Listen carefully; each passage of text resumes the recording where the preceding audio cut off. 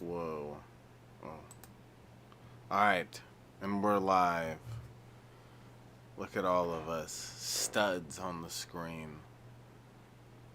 Timmy, Dirt with his cool glasses. Cameron with his cool shirt that makes him look like he's from some sort of kid's cartoon show or something. That is some Blue's Clues ass shit. I'm not gonna lie. And then me, your local drug dealer that you can't rely on at all. He's definitely gonna. Yeah, bro, be there in 20 minutes, dude. Stuff. What? I'll be there in 20 minutes, bro. I got you. I'll be there in 50 minutes. I'll be there in 20, aka 2 hours. And yes, there will be fentanyl. There won't be. There won't be any fentanyl in your drugs for sure. Unless that's what you're into, maybe. Yeah, I might know a guy. Yeah, there's gonna be fentanyl.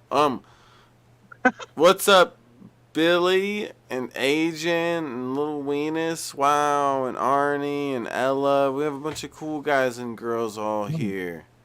It's a cool guy and girl club. Lies. They love you. Lies. They're just my customers. Okay. I'll be there in 20 minutes. Yeah. So I wanted Gene to join us, but apparently Gene's too busy building house bridges or something. Whatever he does with his dumb, boring life. God. House bridges. What a lame piece of poop. So everyone hit the like button. We're going to cover this cool guy story from Ewu Crew. If you guys want to check out the original video, the link's in the description. We're going to make lots of horribly disgusting, disgusting jokes. Mostly because of Cameron. Whenever he's around, he always makes these crude, disgusting jokes about the people that died or the people that murderers or whatever. He's weird about it, but don't be surprised if you hear some crude humor, okay? Former disclaimer. We're a bunch of sweet gentlemen, and we don't want to make fun of everyone's tragedy, but sometimes the only way to get through an uncomfortable situation is to laugh your way through it. I like your new Nokia phone. It's pretty nice. Yeah, dude, I got that unstable connection. Does it play Snake on there? Oh my god. It plays Do I Snake. sound awful? It's just okay. It's alright. I'm just kidding. But I bet it plays Snake. Alright. So this is a 1 hour long video here. You guys better be ready. Hold up. Let me open up the correct chat.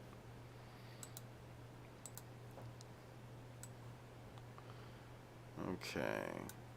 It's gonna be awesome. Murdering. That's Cameron's fetish. Alright, here we go. Alright, hit the like button and so yeah, I'm not even sure what this story is about other than murders. That's all I know. So I know about as much as you guys. So here we go. Here it begins. When two teenagers were found brutally murdered behind a Publix, the community of Roswell, Georgia was shaken to its core. Nothing bad ever happens at Publix. What? Nothing bad ever happens at Publix, dude. This is messed up. Yeah. There's supposed to be just hugs and kisses there. It's a family shopping center. Over here at King's Plaza, and it looked like two bodies were laying behind the store. The two victims were loved by everyone who knew them, and the police were desperate to find the person. Not me. I didn't like them. Okay. No, I'm just kidding. I didn't know. Responsible for their deaths. Red Eye, you want to come join us? We need a more what's it called? Like diversity. So come here. We only care because you're different. So come get the fuck in here. Pirate Captain Dreadeye. Oi! I'm on a pirate ship. And I got eka kangaroos on my pirate ships. You don't want to mess with me, laddie. Oi. Laddie. He's just got a pirate ship full of kangaroos that kick the dog crap out of any people who mess with them. Like, jump on this ship, laddies! And all the kangaroos, whoop! They'll hop on the other ship and start kicking the shit out of everybody. Like, Dude, I think you may have accidentally created an interesting character. I made you interesting, Red Eye. Yes.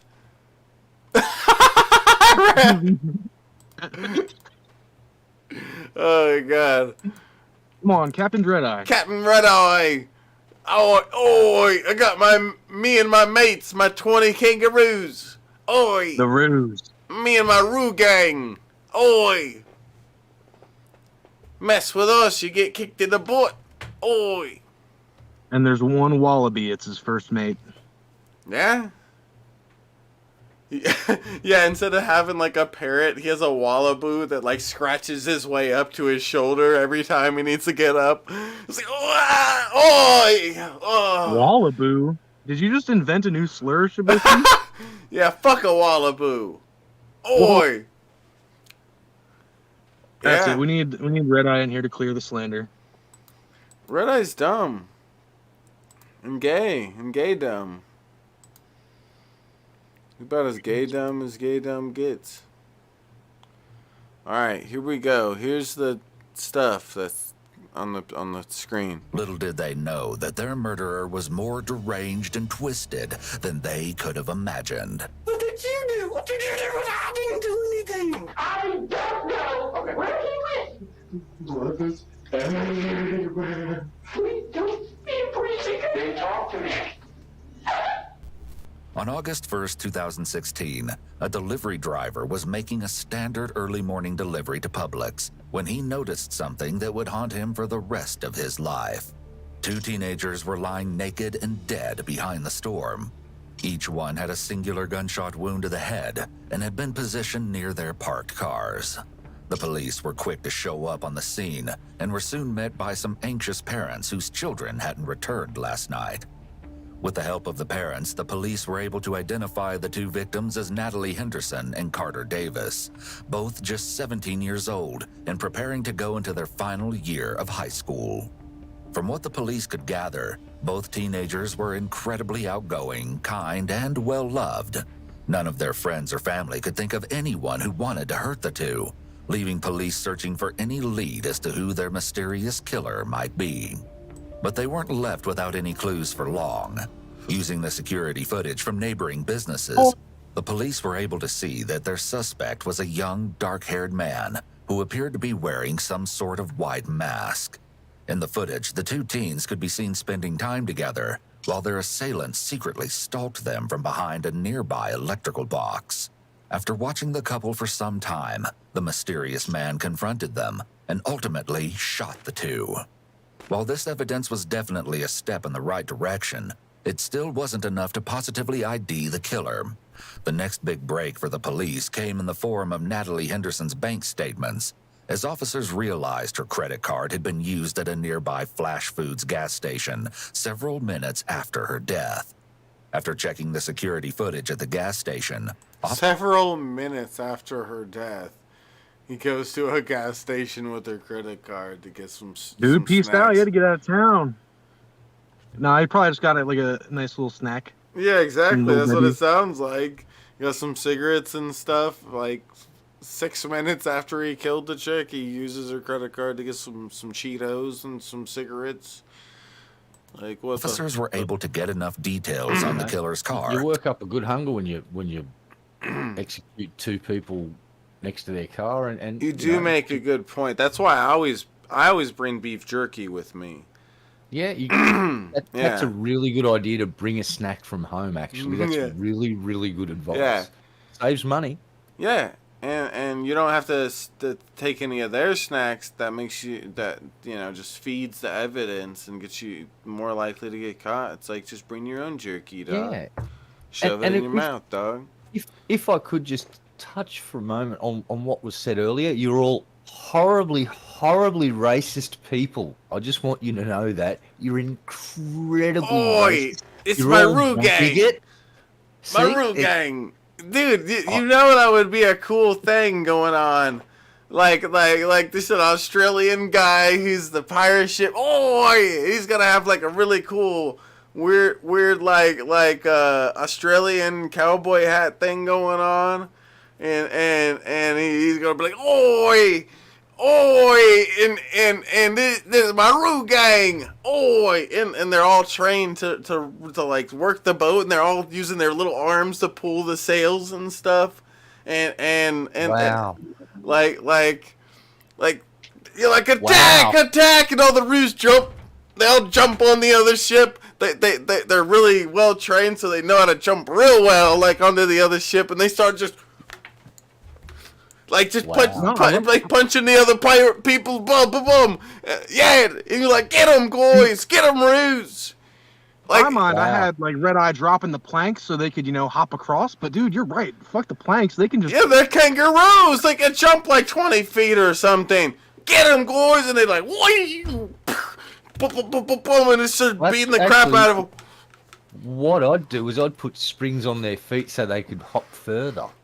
So Dude, see, now you're talking about augmented kangaroos. Right? Red Eye, I mean, it writes itself. He's perfect for this job. That a kangaroo probably can only jump 20 feet maximum at full speed. What if you put springs on them and that increases that hopping distance to 60 feet? You could surprise attack you would be pirate victim from 60 feet out, hit them before they know what's going on, loot, take that wondrous booty and looty and whatever else you want to get, and yeah.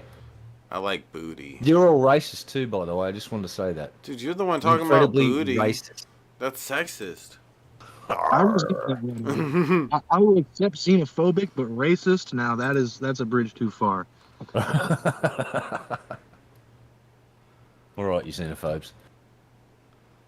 There you go. That's I love Xena, the Princess Warrior. I never hate her.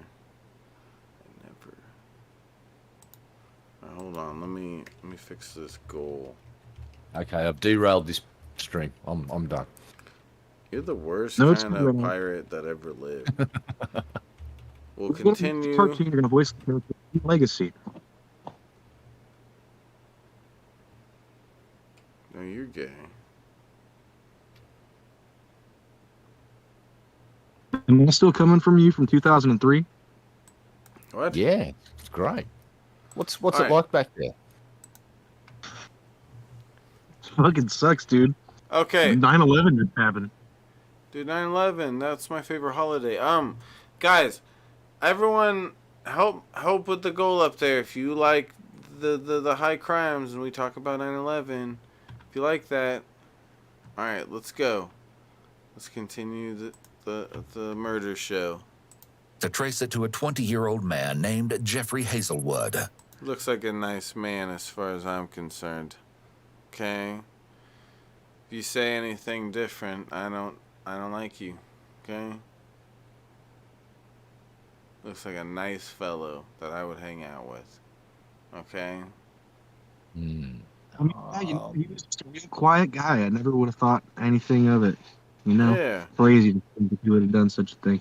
I mean, he would always like mumble and talk to himself and say how he wanted to murder everyone and grape everybody, but I never thought he'd do this. I thought he just was a little weird, I just thought he was funny, I thought he was a comedian, yeah. After tailing Jeffrey for some time, I thought he watched too much Pimp Monk. police officers found him acting erratically outside of a gas station, and they made the decision to detain him. We're gonna detain him. What did you do? Have a seat for me, bud. What did you do?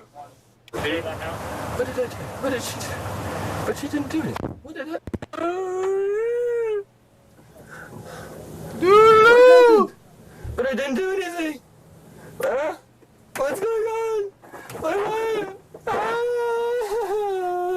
No. The police began the long and arduous task of questioning him and those No. I like his response so far. He's very entertaining so far already. And he hasn't even gotten to the interrogation room. I love this. I like how expressive he is. Yes, he's very expressive. Closest to him, and in the following never-before-seen footage, we'll watch as they discover the horrifying truth behind the two teens' murders. After Now, hold arriving on, at the y'all. station for questioning, Jeffrey is brought to an Point. interrogation. This is a lot more emotion than we're used to in one of these already. Yeah. You know, I mean, these people usually they're stone cold killers. This dude is, I mean, remorse right off the bat. Got to give him credit for that, right? Just kidding. That is remorse for being caught. Wow. Anyways, Well, he's a little more mentally disabled or whatever you want to say in a specific. He's got some sort of mental problem going on in a specific area that's different than most of these people that we've watched. He just wanted to note that. you could tell just right off the bat how he acts when he got arrested. It's very odd. That's not a normal reaction. That's not a normal reaction. Wait, Although you're I telling don't me know if this he's guy on. is abnormal? What? Tell me this isn't the normal kind of guy? He seems pretty nice to me, but a little abnormal. Okay, just a little. We're going to have to get a Very good. translator that recognises speech patterns from 2003 because I'm having a hard time understanding Dirt. I'm just kidding. I'm sorry, Dirt. You xenophobic son of a bitch. He's emo and he uses a Nokia phone. Red room and left on his own for 20 minutes. Give us just a minute, okay? Whoa! Tick. No, that's fine. That's fine. During this time, he can be heard talking to himself and experiencing tics in his hands. That's fine. Okay. The one place I could actually go home. The tics in Jeffrey's hands could be the result of several things, but is likely an external sign of the extreme anxiety he's experiencing. The fact that Jeffrey is in a fetal position in his chair is another sign that he's under emotional duress, as that position is believed to bring comfort and a sense of safety. Additionally, Jeffrey may be talking to himself as a way of soothing his anxiety and fear. At this point, Jeffrey is still claiming to have no clue why he was detained, and it's time for Detective Bennett to step into the room and figure out what exactly Jeffrey is hiding. Detective Bennett. You okay? No. What's going on? What's the matter? Why are you upset? Everything was falling apart. Now this is going on. I don't know what's happening. Okay, what's falling apart? Everything. Everything like what? My parents kicked me out on the first. But before that, my marriage was going to hell. Okay. And I couldn't do anything to fix it. They kept getting worse and worse and worse. Okay. As Bennett walks into the room, she immediately picks up on Jeffrey's discomfort and tries to calm him down. Jeffrey's confusion, shaking, and anxiety are all signs of a psychotic episode, and Detective Bennett is more than aware of this. She speaks to him in a manner similar to how someone would speak to a child in an attempt to keep him as calm and cooperative as possible in his fragile state. In order to continue building rapport with him, Detective Bennett gathers some background information on his wife. Tell me your wife's name. Kelsey. Kelsey? Bonham. Bonham? Okay, so you guys don't have the same last name? We got married in our religion. Okay. Well, not legally, but to us, it is. Okay. When did y'all get married? April 22nd. The 22nd of April? Okay. I don't know what's going on. How are things going with Kelsey? You said at the very beginning of us talking that things weren't going very well. Do you want to talk to me about that? What's going on with her? What's the matter? Just keep fighting for my fault. Yeah. It's evident that Jeffrey is incredibly upset at the idea of losing his wife or fighting with her. Detective Bennett soon learns that Kelsey is Jeffrey's only positive relationship. After explaining that he was taken from his mother and given to his grandparents when he was only 18 months old, he goes more in-depth about the kind of relationship he alleges he has with them. It's important to note that there's no evidence of any of Jeffrey's claims being true, and are instead his version of what happened. Just to beat the out of me with a belt. How old were you when that happened? I think I was 7 or 10, I don't around that age. Okay, so pretty young. Jeffrey paints a very disturbing picture of his childhood. Emotional and physical abuse, especially when inflicted at such a young age, can often trigger mental health disorders, and this alleged abuse could explain the anxious tics we see Jeffrey experiencing. While Jeffrey talks to Detective Bennett about his life, his wife Kelsey is being brought in for questioning alongside her mom. It's odd that Kelsey's mother is allowed in the interview room with her, given that she isn't underage. But the police reports reveal that she was there because Kelsey is hard of hearing and is also prone to having seizures. It's important to note that if she is significantly hard of hearing, this also impacts her body language. Individuals with hearing problems will not be able to modulate the tone or volume of their voice as effectively as a standard hearing individual. Additionally, if she used sign language as a child, she may talk more with her hands in even typical conversations. And you said that you worked at Marshall's, is that right? Michael's. Do you still work there? Unfortunately. Which one do you work at? The one in Roswell. Is that where you met Jeff? Do y'all call him Jeff or Jeffrey or? Jeff. And you met him there? He worked at... Okay, hold up, real quick. Billy Boy Blue. Would you fuck? Just want to know Billy's answer. Specifically, I don't care about you pervs. You guys are a bunch of dirty pervs. I don't care about your opinion. You're a sicko. Sicko. You're the sicko. You're a sicko. You're sick. Shut up. You're a sicko. Shut up. I told Cobes. Shut He knows. The one in Albury. up. You're gay. At North Point, he came into my store one night. Okay. So that's how I met him. How long ago was that? It was March 7th. Have you all been dating ever since, or? Okay. With a few simple questions, the detective learns that Kelsey and Jeffrey have been dating for around 5 months. That's a seemingly short amount of time to date before getting married, legally or otherwise. Does he ever stay over at y'all's house overnight at all? Is that something that we... He has with her. I really don't know much about the boy at all. Okay. Based on her tone and the fact that she only refers to Jeffrey as the boy, it's clear that Kelsey's mom doesn't approve of their relationship. Wanting to find out more about who Jeffrey is in his daily life, the officer asks Kelsey about his religious beliefs. I heard some mention of, with nature around, like spirit animals and that sort of stuff. Does he believe in that sort of stuff? Mm-hmm. He does? Did he have one? Mm-hmm. What was it? He has 2 of them. Oh, yeah. The hawk and the wolf. What did he have with? Wish I had 10 likes on my wolf I will post. say every time when he felt safe, he did look up maybe a hawk.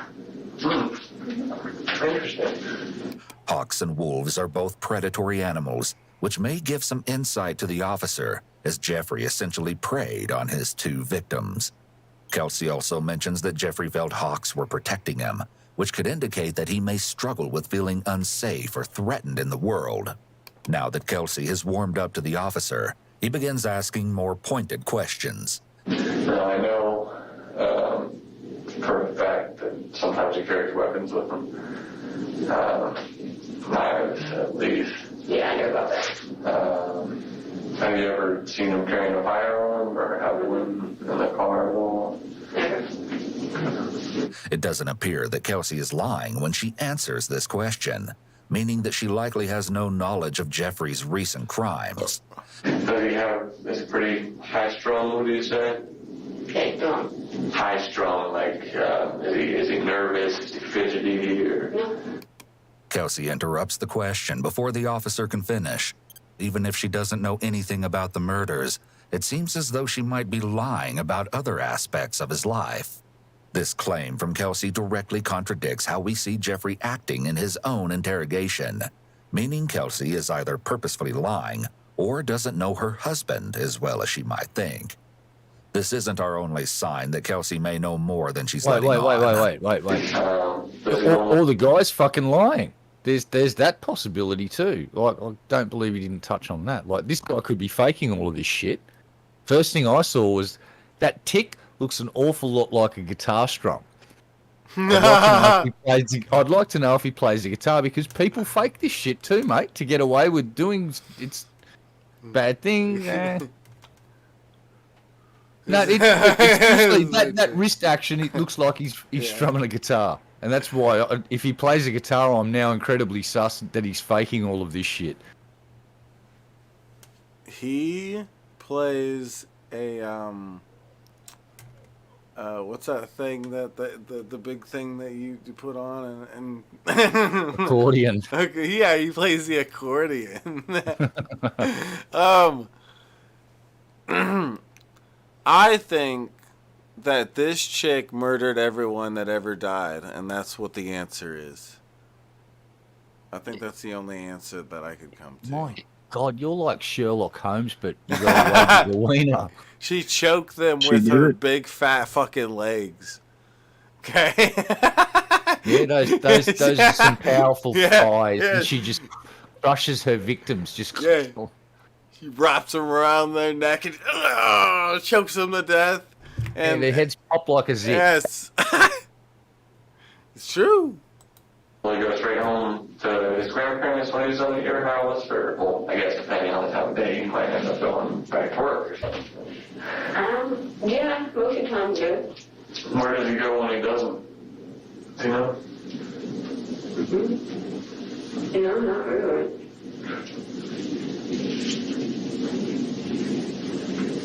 Right after answering the officer's question, Kelsey can be seen glancing up at the camera, indicating that she may have not been truthful and is thinking about the fact that her lies are being recorded. Even more important than glancing at the camera, her foot starts bouncing, indicating a likely increase in anxiety. And I think that she noticed the camera and then she thought about dancing, and that's why she started moving her feet. I don't think this guy knows what he's talking about. She was thinking about dancing like a ballerina, and that's why she started moving her foot like that. This guy doesn't know what he's talking about. I'm Shabisky, psychologist guy. I'm a professional. Nose appears twitchy, which can often indicate anxiety as fight or flight causes the nose to become engorged and itchy. Also, despite appearances, she is still quite closed off. Her arm is crossed. Would you engorge her nose if you had the chance? The fuck did you just say to me? Dude, fucking what did you just say? Would you... What? What just Would happened? you engorge her nostril with your tongue? If you had the... That means to engorge. I know what you're into, you freak. Barrier across her body, legs tightly crossed with ankles close to each other. Danielle told me, okay? Well, you're at work, she tells me all about it, okay, you weirdo. Is Dirt one of those weirdos that likes to put it in people's noses? He tongues noses. He's a freak. Still sustaining closed off He body engorges them with his tongue. He's a freakazoid. language. When officers are looking for signs of deception, there is no one cue that tells them that an individual is lying, as cues can happen for different reasons. However, as they add up and turn into cluster signs of anxiety, the officers will hone in on this and push a bit harder to see if the individual will crack and tell the truth or share what they're holding back. Your phone is still at the house, right? She got crack? She got crack. In her butt crack? Your phone is still at the house. Your cell phone. Where is it? Why? Because we need it Why? for our investigation. Wait, what are they asking for? Her phone. Oh, And then she's like, why? She pushes back instantly. So the officers just go, things to do today. Number one, get that bitch's phone. Yeah. That just become his top priority for the day. When she went, why do you want my phone? The cop's just gone, that's not a red flag. That is a signal flare. The sky is on fire. Why? Red Eye? Why? Well, I'm waiting for her to pull out a rock of crack and start hitting that crack like, because the officer's trying to get her to crack, right? Yeah? Why? Just tell him where it's at. It's in my room, babe. Okay. Unless there's a warrant specific to her phone, she is under no obligation to hand it over for investigation. The Fourth Amendment protects digital devices, including phones and laptops, from search and seizure, so she is well within her rights to question this and to ultimately refuse. Calling bullshit on that. The founding fathers did not know what a laptop was. Just saying, or a digital device. These are lies. I sat on the founding fathers' laps. Okay. Did you? Did you tell them about laptops? Yeah, and they bounced me on their lap they bounced their leg. It was really nice. I really liked that. All right. So you told the founding fathers about digital devices. Fair enough. They knew. Okay. I stand corrected. There you go. I told them about IHOP and iPads. Those IHOPs, they're pretty high tech stuff. I told them about the things that matter in the International future. House of Pancakes. Yeah. Yeah, that was the first thing I focused on because that's. Dude, let me tell you, in the future, there's this shit called IHOP. Yes.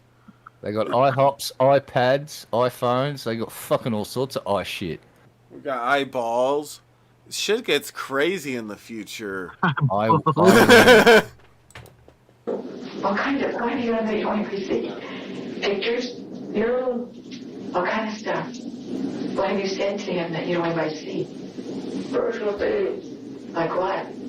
None of your fucking business. Anything that can hurt you? Huh? Okay, then they don't care like the mushy stuff you put on there.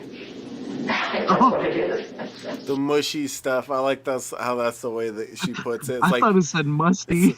No, mushy. It's like pictures of her pussy, like and her bent over, spreading her butt cheeks and shit. And she's like, "That's mushy stuff." They don't care about the mushy stuff, the mushy pushy stuff. Okay. Oh, they don't care. That's man. She just What doesn't. about the murder stuff? Yeah, that's what I was. Yeah. Oh, she's more concerned about the murder pics. Yeah, no, she's it's the way mushy more worried pussy about the murder pics. pics. The her mushy and her pussy boyfriend share pics. murder pics. No, she bent over and squirted everywhere. And she doesn't want them to see it. Okay, it's mushy pussy pics. Okay.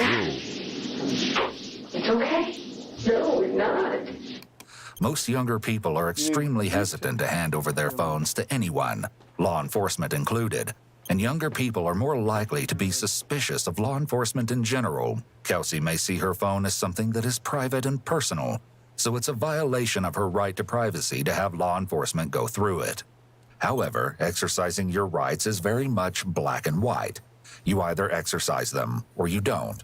There's little gray area. Once you surrender a right to privacy in something, it's virtually impossible to claw back. Just say whatever it is, Kelsey, because I don't know anything about it. They're trying to help him, okay? So just tell him what it is. All right, now here's the police's first problem.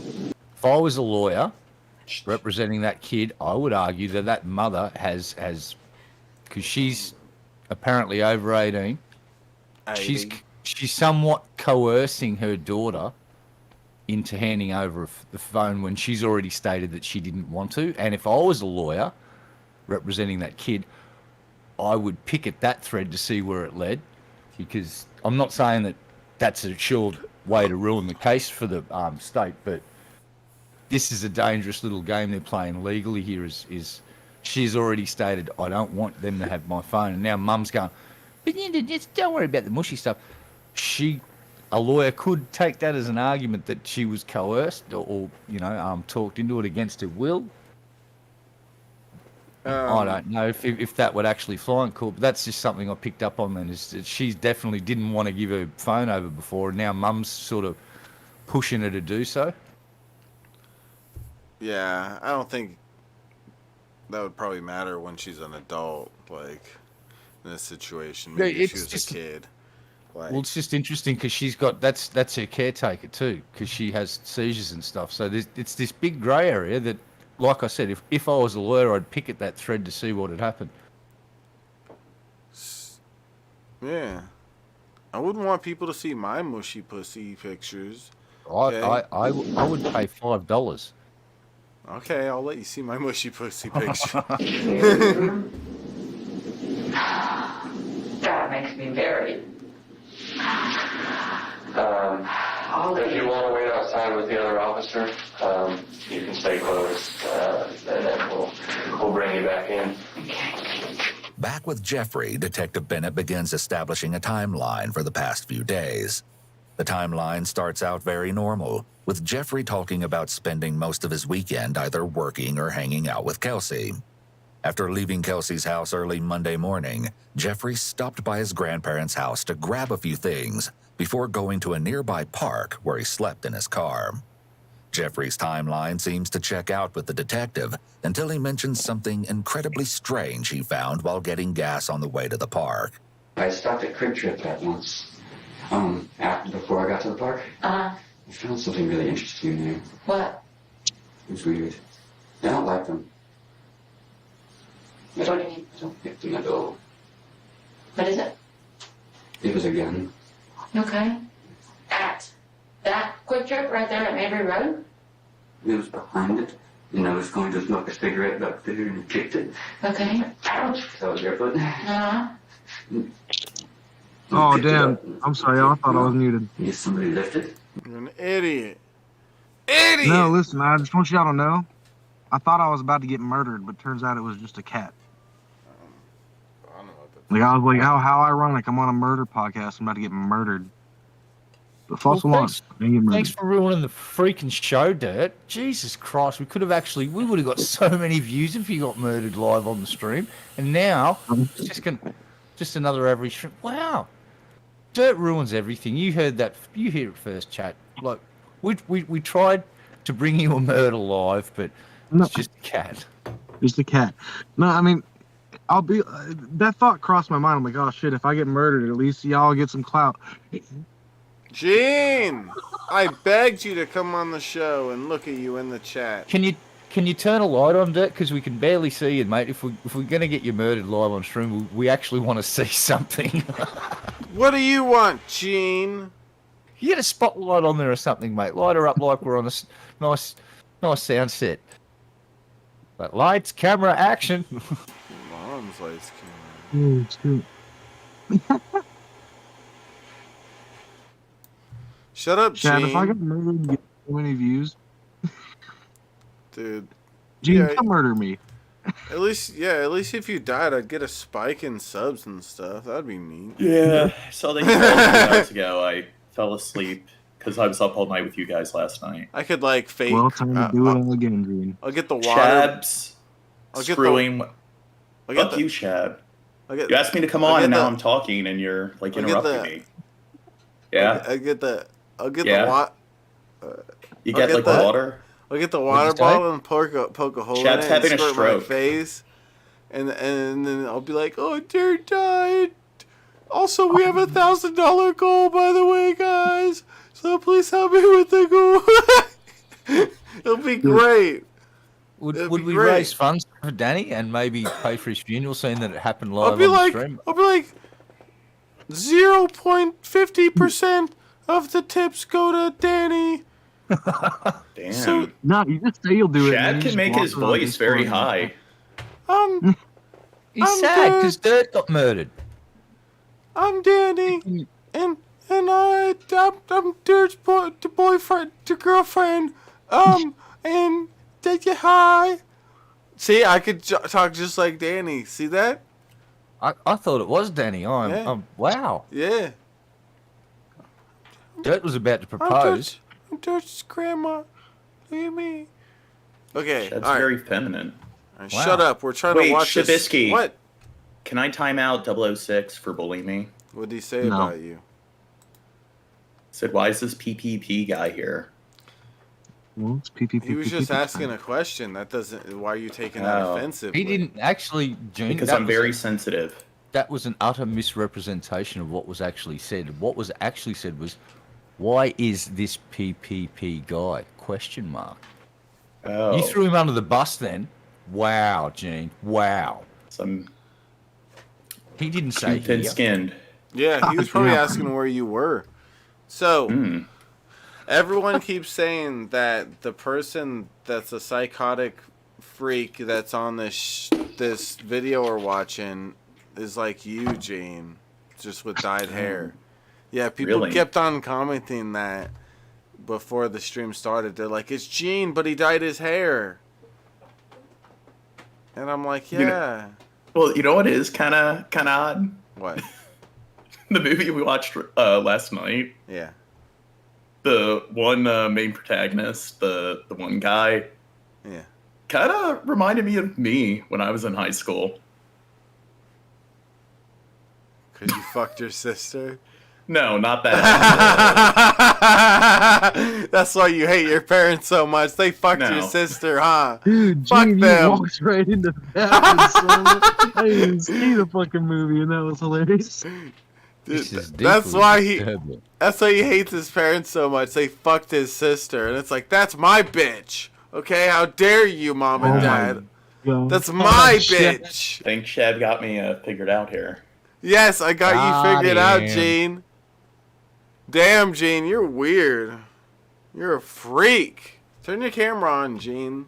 A.K.A. the guy on the screen. I just woke up. I look all gross. Did I ask you anything about that? No. No, we didn't ask you nothing about that. Yell at him, Dirt. Just put your hair in the beanie and pop on. Yeah, you stupid. Alright, let's continue the video. Free. I mean, I could sell it because I don't have a lot of money. You know, so it's like, okay, I can sell it. Right? And I was like playing with it and all that. This story about finding a gun behind a gas station is hard to believe. It's likely that Jeffrey obtained the gun in another way, but doesn't want to admit Fidgeting it. with a gun? Can you tell me what it looked like? Yeah. It was black. Dude, I find guns abandoned at gas stations all the time. Like one that you hold in your hand or one that you prop on your shoulder? Not that. Like one of the ones that, but not that big. No. Okay. It was Call of Duty. The ones we go like this. Okay. So more like, you said it was black, right? So did it have the spinning wheel thing on the side, or did the top of that slide back? The top. It pinched me. Okay. How did you pinch yourself? It pinched my finger. How did that happen? It got infected. I was playing with it, and it went forward really fast. Oh, okay. So the gun pinched him, and he got infected. I believe him. I believe every word he's saying. Okay? He seems like a very trustworthy to be fair, guy. What? If you find a gun at a gas station, you don't know where it's been. You ever been in like a gas station bathroom? They're like fucking disgusting. I find guns at gas stations all the time. Dumpster. What's that? He could have found it at the gas station dumpster.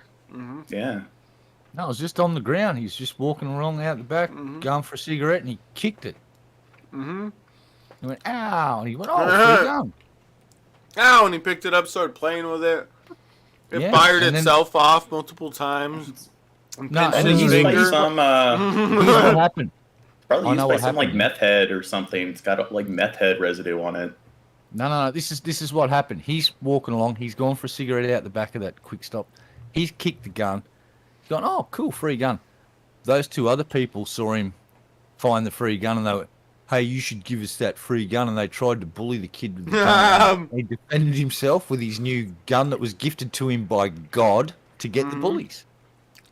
And it was the craziest thing, this holy gun from God. As soon as he shot them in the head, their clothes just disappeared. Yeah. Don't you hate that? It was the rapture, but it only took their clothes. It's coming back for the rest a bit later.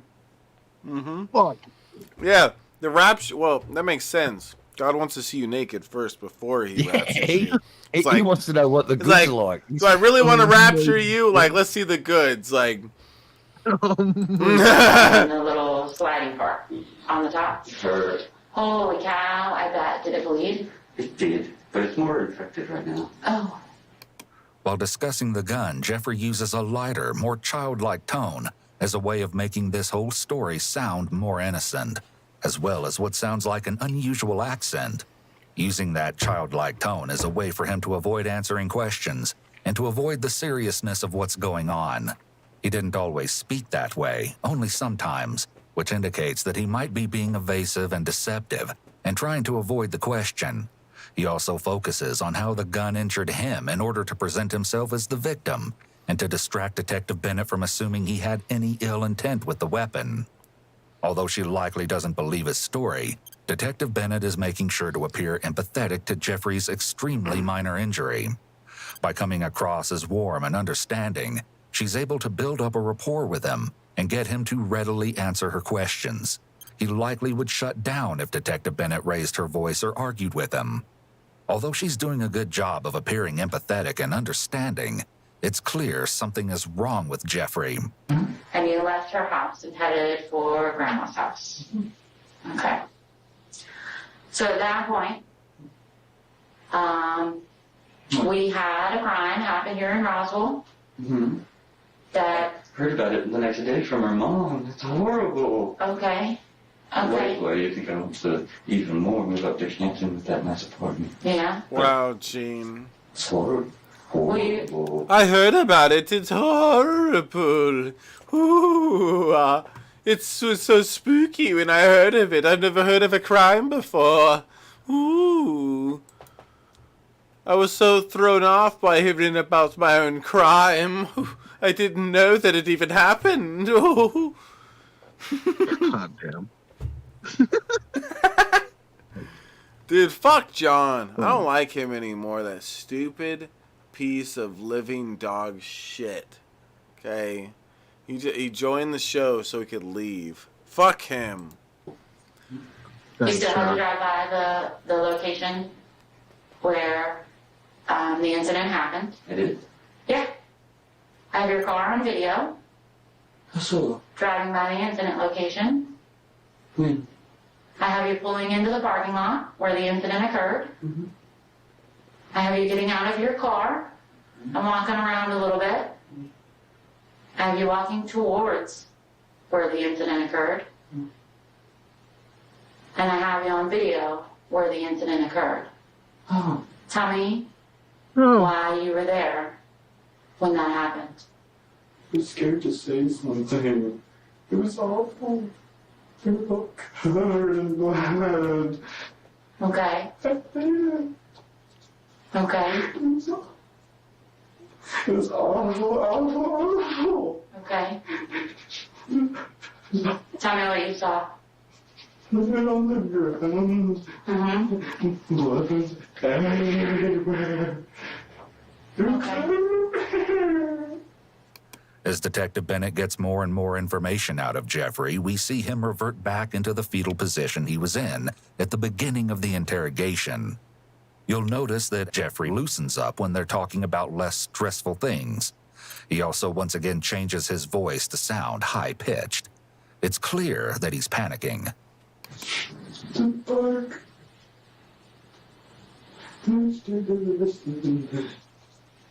Okay. At what point in time did you go to the Flash Foods? What? The gas station. What do you mean? I don't remember this. Gas stations have video Why did it cameras. disappear? Fuck, that one hit I me. know what kind of car you What? drive. What? I don't remember this. I don't remember this. It just seems utterly faked to me. I'm not believing a word of this or the act that he's portraying. This just seems to be a really piss poor acting job at I'm trying to act crazy. It's not like the tick stopped and started a bit. Yeah, it didn't. He's not selling it to me. It's like, I'm not believing it. It's like I've pushed the buzzer. Get him off the stage. You're lying. You're lying. It's a no for me, dog. I have you on video in your car at the gas station across the street from your job. At what point did you go to the gas station? The laser. While it's obvious that Jeffrey was caught lying about going to the gas station, it can be hard to determine if he is intentionally lying since he appears to be in the midst of a psychotic episode. While Jeffrey may be able to effectively communicate with the detective during this episode, that doesn't mean he's in his right mind. Despite this, Detective Bennett questions Jeffrey about the murder weapon, and the lies continue to add up. Okay, I don't believe that you ever found a gun behind the QT. Because the employees hang out behind the QT, and that's where they smoke their cigarettes and take their breaks. If there was a gun laying with bullets in a bag in a case, I'm pretty sure that one of the employees would have been able to see it. It's lit back there. Yes, but how do you know if they actually saw it? A handgun in a bag with bullets in a case. You don't think they would have seen it? I don't know. Where'd the gun come from? The more Detective Bennett questions Jeffrey about his actions after finding the bodies, the more tangled he gets in his own conflicting stories. Detective Bennett has made it clear that she doesn't believe Jeffrey's story about finding the murder weapon. What Jeffrey doesn't know is that Detective Bennett already knows the real story behind how he got the weapon. On Monday afternoon, less than 12 hours after the murders had taken place, Jeffrey's grandfather reported that his Sig Sauer pistol had been stolen, and the description of that gun matched the one Jeffrey claimed to find behind the gas station. Your grandfather's stolen gun is going to be in the back of your car, isn't it? I don't know. We already talked about the gun. Yes? I think that you're being dishonest about where it came from. So when I go and get the video from behind Quick Trip on the night you said you found the gun, you're going to be picking up a bag, taking the gun out, cracking the slide, popping a bullet out, picking the bullet up, putting it back in the magazine, putting it back in the gun, and then sticking it into your trunk or in a bag in the back of your car. That's the way that it happened. You think so? I don't know anymore. Here, Detective Bennett is using something known as a bait question. If Jeffrey is being honest about how he obtained the gun, then he should be confident that the security footage will confirm he found the gun behind the gas station. However, he gave a weak and non-committal response to the question, confirming that he's being deceptive about where he got the gun. I don't know his name. Whose name? Name Whose name? Red Eye. the guy I gave it to. The guy you gave it to. The guy you gave what to? The gun. Didn't know. He said he wanted to practice. Okay. He said he wanted to practice. Did he use it as a shotgun? No. I don't know. Who'd you give the gun to? You don't know his name. Tell me what he looks like. All I know is Matt. His name is Matt. When did you give him the gun? A week ago. You didn't find it a week ago. You told me you found it on Sunday night. It's only Wednesday.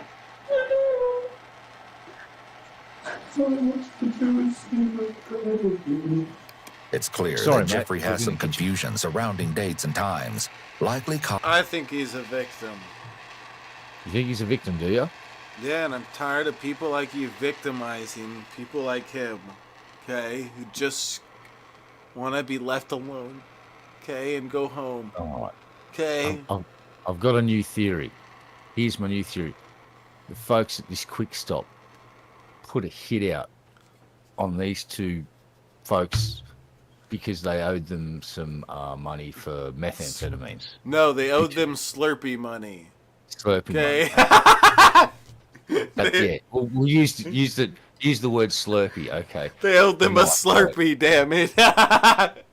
It's like the So Quick they Stop were the shot biggest- those motherfuckers.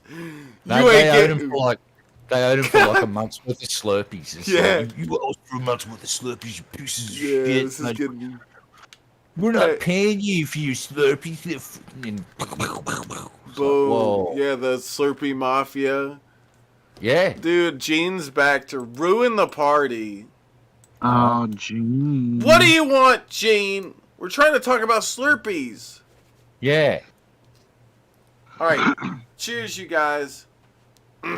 Cheers. Cheers. Cheers. God.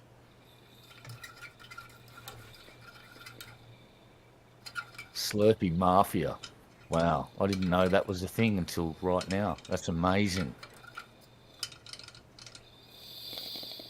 And they hired the guy in the orange and white ninja suit to do it because he looks incredibly stealthy in that suit. You couldn't see him coming. He's made now. He's such a fucking Good dork, job, Jim. Here I am. Yeah, who you are. God. And Shab. What? Who do you think you're talking to? Dirt? Am I gonna have to bully you again on PPT? Make you cry for an entire week? Stop it, I'm already Again? crying. Shabs all the time. Cries all the time. I just farted a little. And sharded. Caused by his psychotic This guy reminds me of you, James. episode. Yeah, you However, told the me. police now have a new lead to investigate in the form of this mysterious Matt. Determined to get the whole truth from Jeffrey, Detective Bennett tries one last technique before ending the interrogation. She pulls out photos of the victims taken at the crime scene and forces Jeffrey to face his actions. What if somebody did this to Kelsey? Then what? Then what? What would you want to happen to the person that did this to Kelsey? If this was Kelsey's picture, and they shot her, and they laid her out naked on the ground, and they spread her legs open, and they touched her,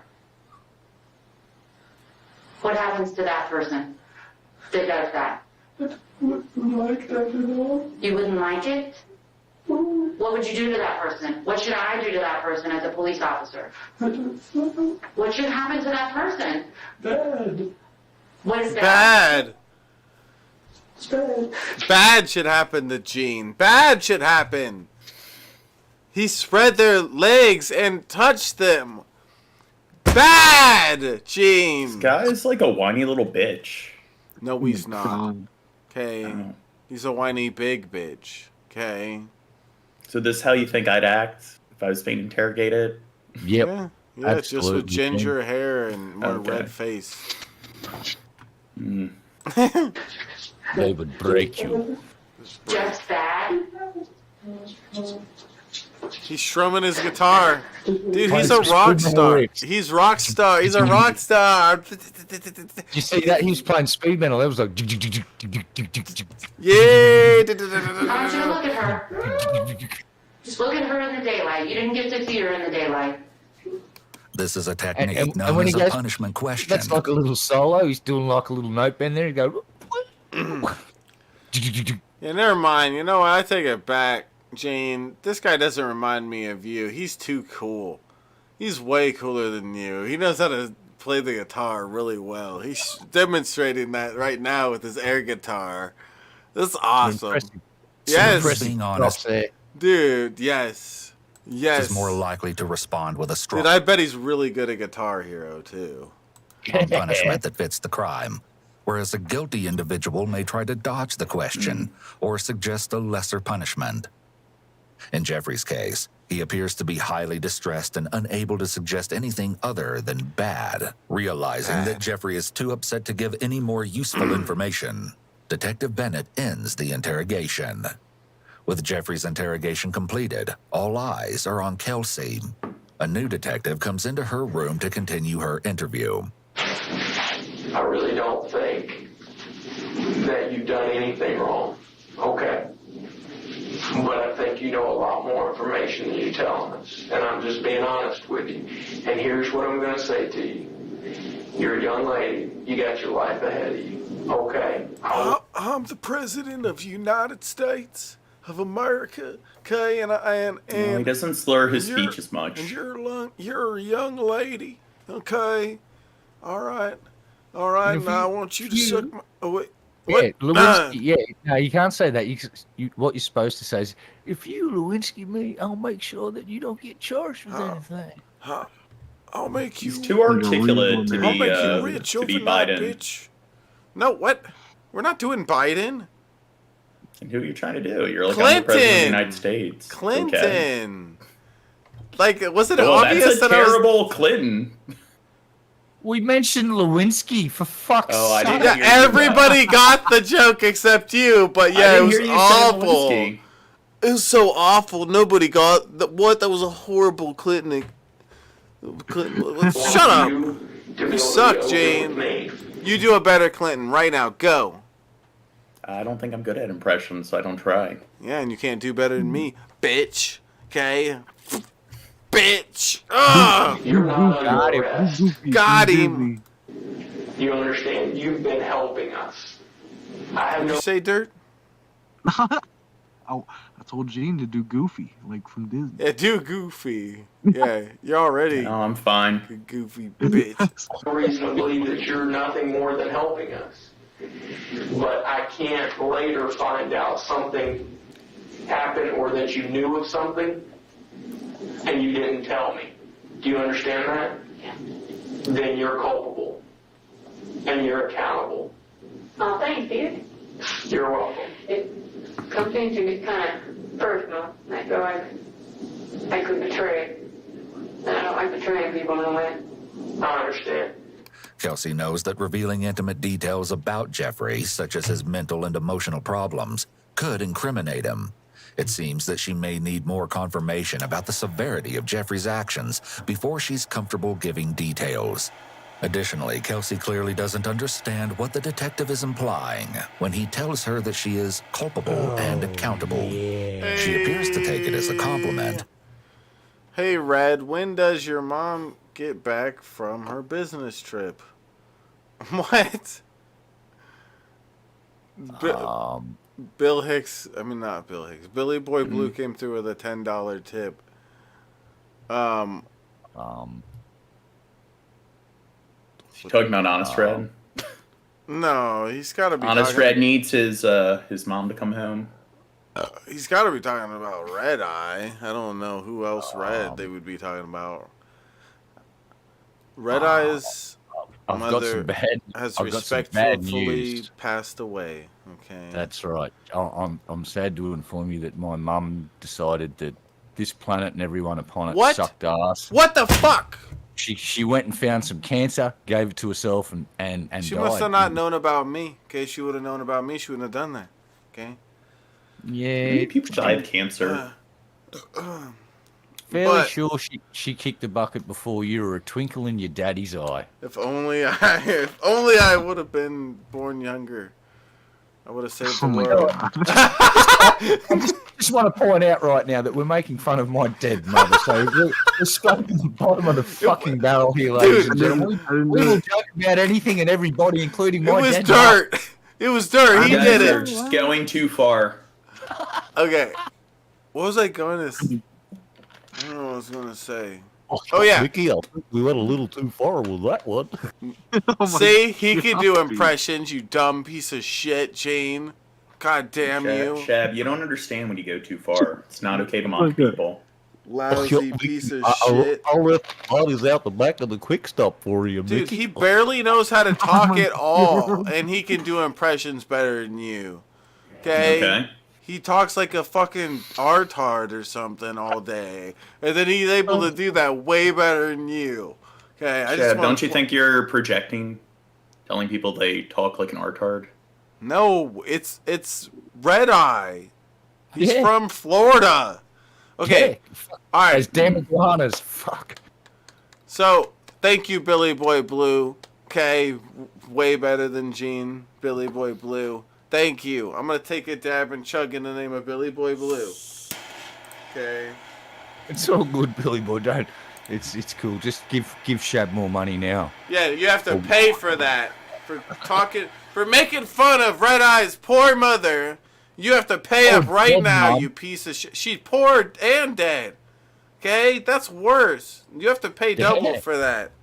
You're a bad person. You're like Hitler if Hitler had a lot of money. Oh, yeah. Bill coming through with a 10. No, it was me. BBB fucking shit. 10 for Red Eye because I'm an asshole.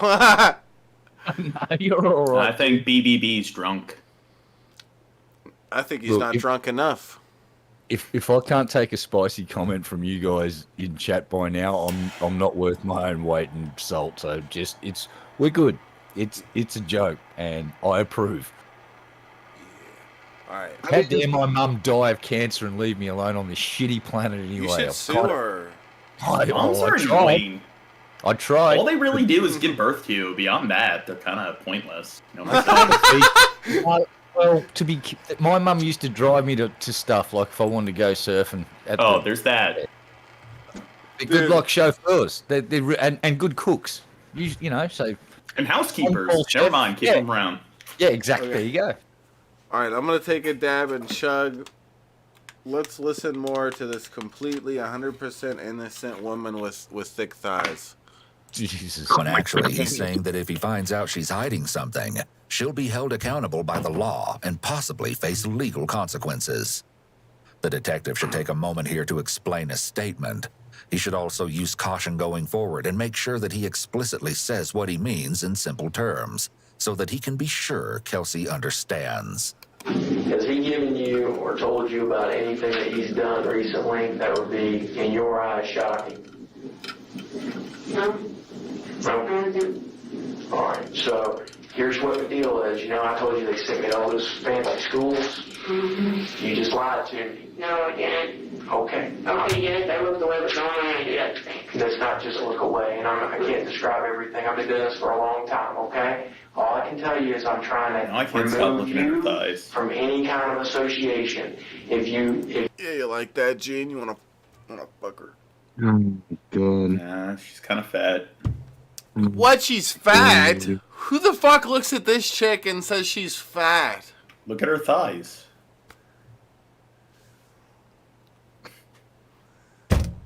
What kind of anorexic bitch do you want in your life, Gene? He wants like a 90-pound bitch or something walking around. I want somebody who doesn't look like they have Play-Doh thighs.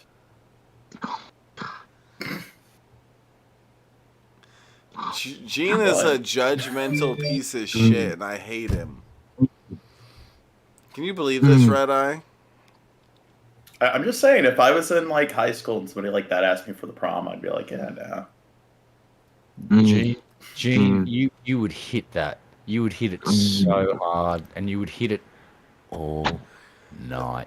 I think Gene has a weird like definition of like hot and stuff. So I think he'd look at her, and most of us would do that. Look at her forehead. Well, look. The Look first at her thing he's thinking of forehead. he's thinking, how do I sterilize her? How do I sterilize this germ factory that I'm looking at? That I'm thinking about having sex with. The filthy germ factory she is. Gene is something special, buddy. If you give me I would go to the. and I know you're lying to me, Like I'd go to lunch table and I'd be like, hey, this you know that like weird girl or whatever who you know she's got the gross like kind of forehead and everything. Like she actually asked me at the prom. Like you're a total jerk, Gene. I can't believe you. You're a Nazi piece of shit, Gene. We hate you. Okay? Can you believe this? Oh my god. I can't believe over here. We know that it's a common misconception that eye contact is indicative of honesty. However, people will typically look to the side periodically as they're considering what is being said or how to best respond to something. This is all a normal part of honest communication. In fact, I mean, isn't sustained she in eye her contact teens? Look can at how, often like, mean all- the opposite. She is not Right. in her teens. She's an was adult. she in her 20s?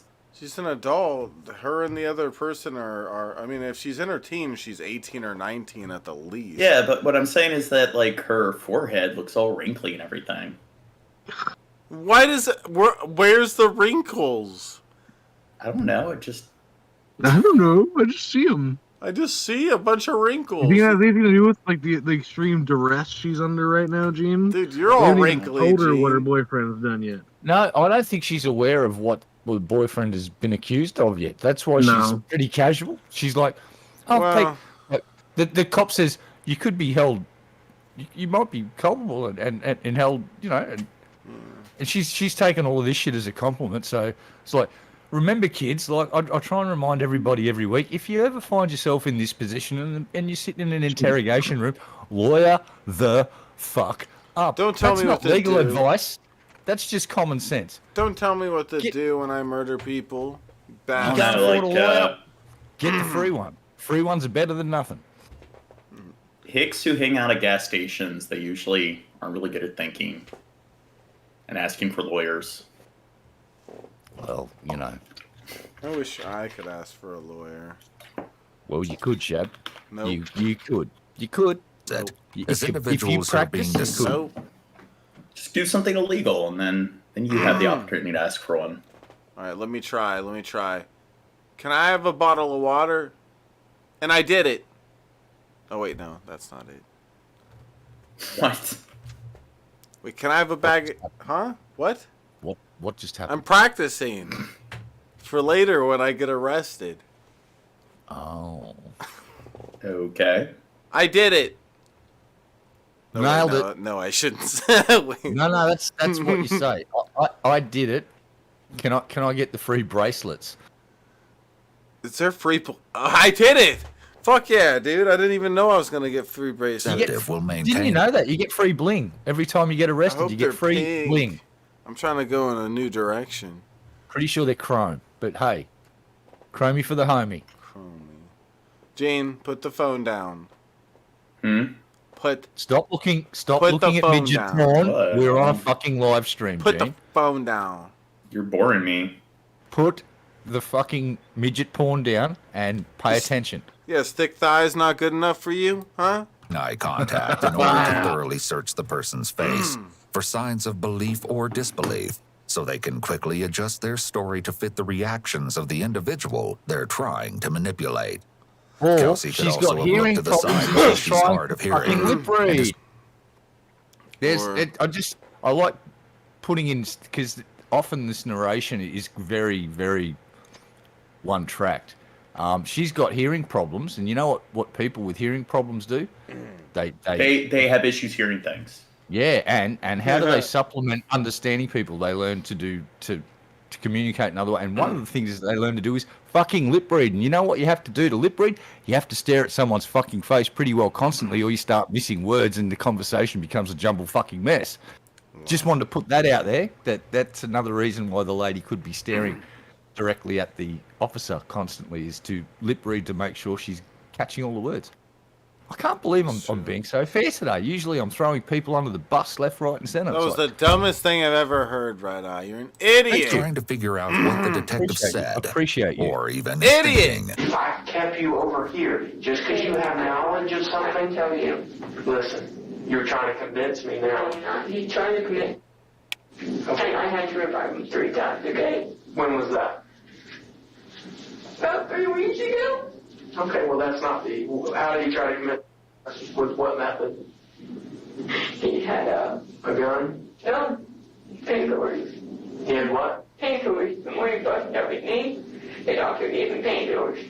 Okay. And he took 3 of them. Then he was messed up for a while. Couldn't remember anything for about a week. Okay. And that's the most shocking thing I know, okay? Okay. So did you call rescue? He taken him to the hospital.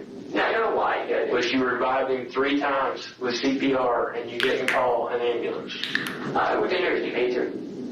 Attempts to take one's own life are a major red flag of a number of mental health disorders, including really? an active psychotic episode. It's a clear sign that Jeffrey's mental state was rapidly decompensating. This information also gives insight into the nature of Kelsey and Jeffrey's relationship. It appears that Kelsey takes on a caregiver role, as evidenced by the fact that she revived him 3 times and helped keep the attempt a secret so that she could treat the issues herself.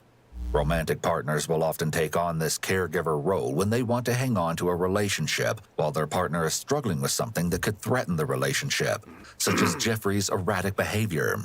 Kelsey may also Billy Boy Blue and everyone else, help me with this goal up here. Or else. Shut up about the goal. Or else. also enjoy the feeling of usefulness and being needed that she gets from having Jeffrey be Shut up, dependent Gene. on her. Yeah, what? Hold on. What painkillers? Oh, whoa. What painkillers? Three pills fuck you up for a week. Yeah, That's not the painkillers. If he's indeed having psychotic episodes, speaking from a little bit of experience here, that when you have a bad, we'll just call it a really, really bad day, you can end up just bedridden for days after it, just fucking dog tired. Because there's a storm in your fucking brain, and it's not fun. But 3 pills, she said, and he was fucked up for a week.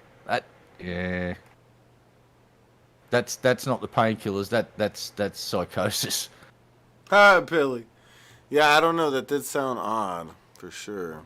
Not somebody who's very well educated. Unless they were really, really good painkillers of a, military strength, we'll call them. You're a military. If it was fentanyl, he'd probably be incredibly dead, because that stuff is that's why so many people are dying, because you only need a little tiny bit to get you incredibly fucked up, and compared that to the normal stuff they take, the amount, that's why there's a big problem there, because that stuff's just I'm not actually sure how much more potent it is, but significantly more than the old macaroonies. Lies. This is a safe space. I told you, if you tell me the truth, because later if I find out something different, it's different. And I don't call you anymore. I don't talk to you anymore. I'm trying to put you over here. I'm sorry you had to see that. I know it bothered you, right? Did it bother you to see him like that? I know. It would bother me too. But at the end of the day, I've asked you 3 very, very quick questions, and you were deceptive on 2 out of the 3. And I understand what you're saying, and you can say you weren't. I understand it bothered you. I get it. What bothered me is that you think that I know something that was shocking. All right. The only thing I know was shocking is when you went to an episode, and I had to pin him down because I thought you were going to... So he hasn't told you that he's hurt anybody recently? No, he hasn't. He's been with me most of the time. He never said he hurt anybody? No. He never said that he did something bad? He never No, said... he never told me anything. What do you think? I know that? If he told me no, he didn't tell me anything. I thought you were fine after a while. Kelsey is using open palm gestures here. This is a nonverbal indicator of a lack of confidence, and it's interesting that she makes this gesture while saying that she thought he was fine after a while. It implies that she may not be sure about this statement. You're in an episode and trying to get him out of that. Okay. But down here. So take note, everyone. Okay.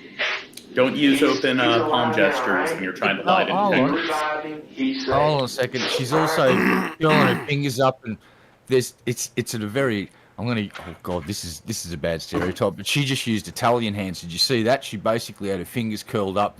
That's to emphasize points. It's like I know some Italians and some old Italians, and when they're making a point and they want to get their fucking point across, it's dun dun dun dun dun with their hands curled up fingers it's kind of nearly like they're about to crow-peck you in the fucking head. Yeah, this is kind of xenophobic. So, like, what do detectives do in Italy? You think this applies? They probably look for American hand gestures. Yeah.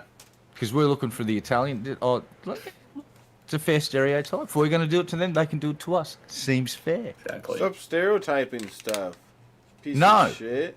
I refused. Stop it, Honest Red. I mean Red Eye. Sorry. Jesus, Shab. Sorry, wrong person. Sorry. I hate you. Sorry. I hope your wiener spontaneously combusts next time you use it. Yeah. Oh, it explodes That's a serious all the time. affront, Shab. It explodes all the time. Shut up. Back to the crazy just like bitch Red with thick cries all the thighs. time. I cry all the time. I'm all alone. We'll go to there. Let's back up a little bit. The way the detective is speaking with Kelsey could be detrimental to get information out of her. When conducting a police interview, it's important for detectives to ask one question at a time and pause to let the other person answer. The detective asks a question here, but then doesn't give her a chance to respond. He's alive now, right? You revive him, he's safe. The best questions during an interrogation are short, simple, and straightforward. In the Reed technique, a popular method of interrogation, investigators are trained to do 20% of the talking, while the interview subject should be doing 80% of the talking. The detective also downplays Kelsey's feelings by saying she was bothered by Jeffrey's attempt to take his own life. Kelsey and the detective soon come to a head again. So you're positive, you're 100% positive that you're telling me the truth, that he had no vengeance, no anger, no hatred, no nothing towards anybody but... Basically, yeah. Basically doesn't mean yeah. I don't know. We might normally say that her saying basically is a qualifier statement, but at the same time, she's young and has at least one disability that affects communication. As well, this detective isn't exactly doing a great job of establishing or maintaining rapport to keep her talking comfortably. She may be feeling pressure to provide answers. The likely truth is that she may not know the answer to the question, but is afraid of saying that since it hasn't gone over well in her interview up to this point. He doesn't tell me everything. I don't know why. Okay, let's back up. Hold on a second. I really do not like when you interrupt me. Okay, that's fine. I don't like it when you're deceptive. So here we go. I'm going to back up, and then I've got to go. Because Damn, he's like, bitch. He is botching this interrogation badly because he's got her all defensive and shit now, and now she's actually said something out loud. I don't like it when you're interrupting me. She's currently being questioned about a fucking murder, and she's that annoyed that she's said that to the cop. It's like, that cop, they might want to tag team and get another cop in there at this point, because he's kind of... Yeah. If we were at NASA, they'd say, you just screwed the pooch, dude. Yeah, Fail. screwing the pooch is not good. Like, he's got bad social skills. You're not supposed to do that to the pooch. Yep, that's correct. You don't want to screw the pooch. Shouldn't interrupt the person you're interrogating. Stop screwing the pooch, dog. Leave the poodle alone or whatever. I'm going to be called. His response to her saying she thought he was disrespectful is the perfect example of a damaging power struggle. Interrupting may be more disrespectful to her than most, because if she relies on lip reading to help her understand what the detective is saying, then him talking while she's talking doesn't allow her the ability to focus and understand what he's saying. This in turn leads to more communication issues. You can't leave until I say, right? No, I'm trying to get settled down right now because I don't know. Deep breath. Okay? I'm almost done with this interview, and I'm going to leave. Your mom's a sweet woman, in my opinion. You just had a bad relationship. I think you were trying to find something good in him. What you said, he's violent, he's got these things going on. You were trying to help him. I get it. Don't lie to me. He's talked to you, and I know he's talked to you, and I can't tell you how I know that. Okay? But I know he's talked to you. Yeah. And I've been waiting for you to talk to me about it. But if you're not going to talk to me about it... No, what? Okay. What are you talking about? What? Calm down. I don't need your hands. I don't need all that. We're just talking. No. We're two adults. We're two adults. I don't need to hooked up on me. Be fair. She sounds like less of a bitch than her boyfriend. You sound like a bitch right now just saying that, Gene.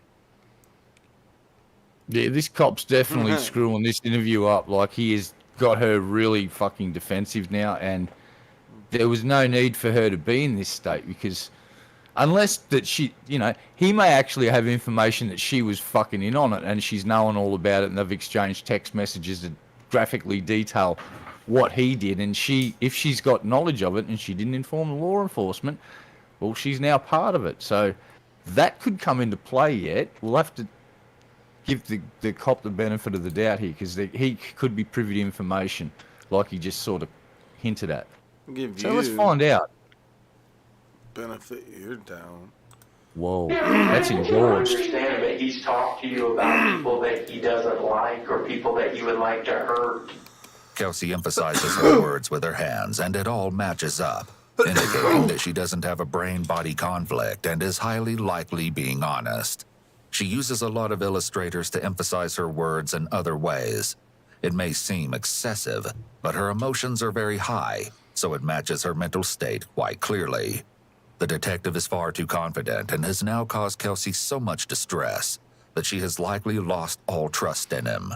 She might feel that the detective is just playing games with her, or she might feel frustrated that no matter how forthcoming she is, he will still doubt her honesty, especially since Kelsey has given all indications of a person responding honestly. Yes, he has. Hurt? He never told me he didn't want to hurt. Never. That's it?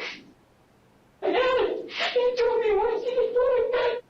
And he when he wasn't looking. All I know is I don't know anybody else. Kelsey's heated reaction to being told she's lying is actually indicative of her being honest. Many truthful people will react with a strong tone of voice or even become hostile or angry when they're wrongfully accused of something.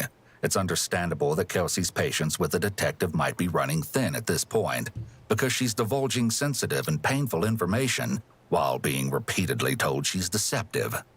It would be in the detective's best interest to maintain a good relationship with Kelsey if he wants her to trust him with any other secrets she may have about Jeffrey. The detective may also be making this interview unintentionally harder for himself when he tells Kelsey not to move her hands around. Calm down. I don't need your hands. I don't need all that. We're just talking. Damn, he's By incompetent. telling the interviewee He's to limit body gaslighting her. language, the detective is limiting expressive cues that may actually be of use in Shut the up, interrogation. Gene. I don't need your hands. Do you think that, like, if somebody's innocent and they're being interrogated and so forth, they could sue the department for, like, emotional abuse or emotional distress? I'm wondering if there's any cases like that.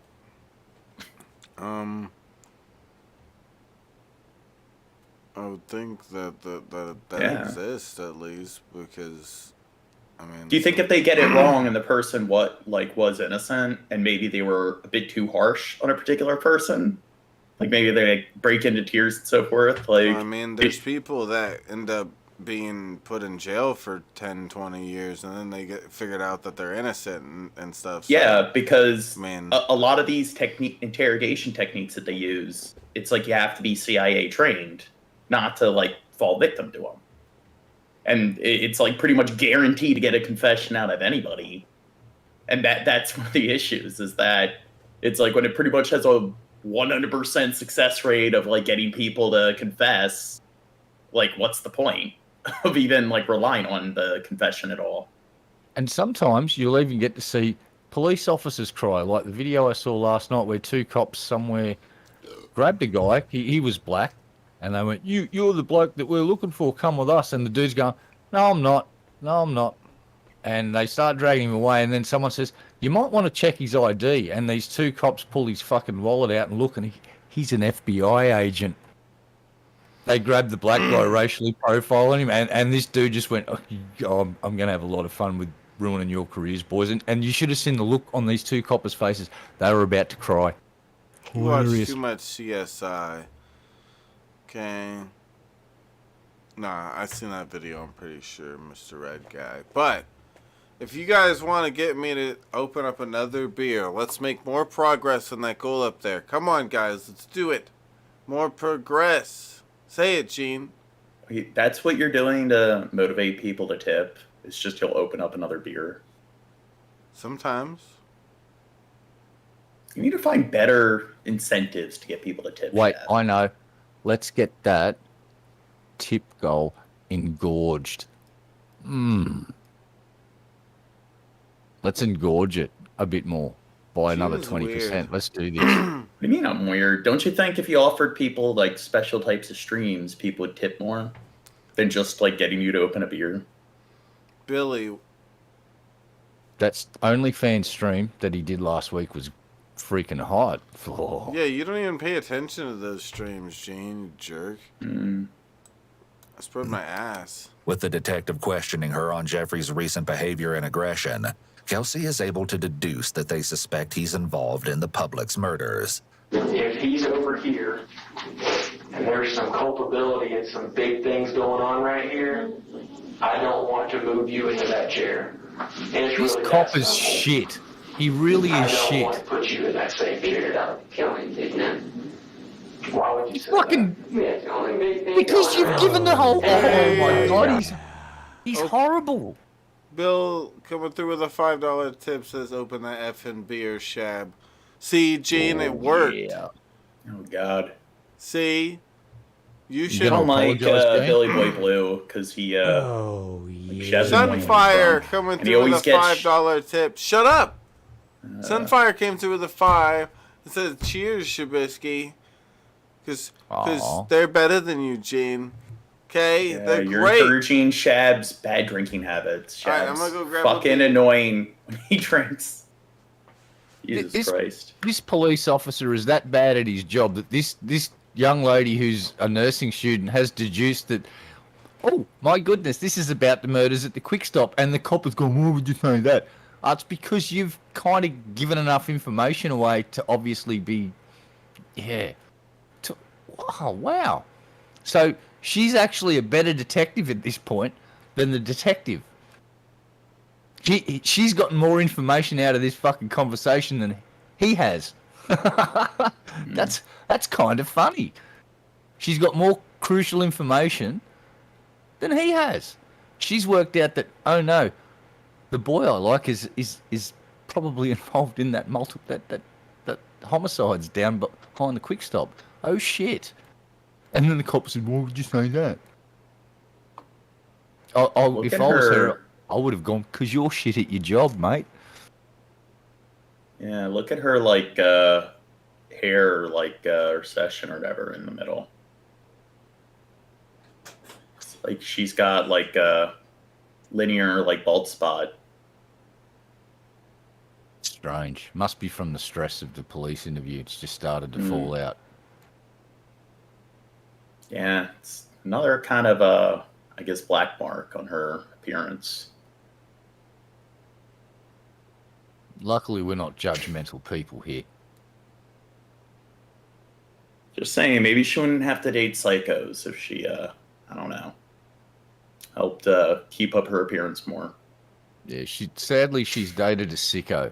If she spoke to Cobes could have warned her off the sicko and put her on the path of finding a righteous, cool dude that respects the ladies. Like Cobes, for instance. Cobes would probably suggest that maybe she should date Cobes. I mean, what kind of woman do you think would date somebody like Jared? An incredibly hard of sight prostitute that was incredibly hard up for money, and it still wouldn't. And when you say date, it would be a working date. It would not be a, oh, I like this guy, I want to hang out with him date. It would be, he's giving me $30 so I can go and buy some crack date. That's the sort of date that would be. Somebody who has a crazy boy fetish. What? No. What did you say? Yeah, King Cobra, Gene FS? Huh? Well, there's people who have there's Munchausen and then Munchausen by proxy. There's people that get off on kind of people who are sick. They like having that caretaker role. Yeah, people are weird. You telling us something about yourself, Gene?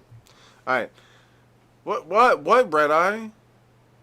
I was just going to say that your wiener looks really, really weird, and you might want to get a doctor to look at that thing.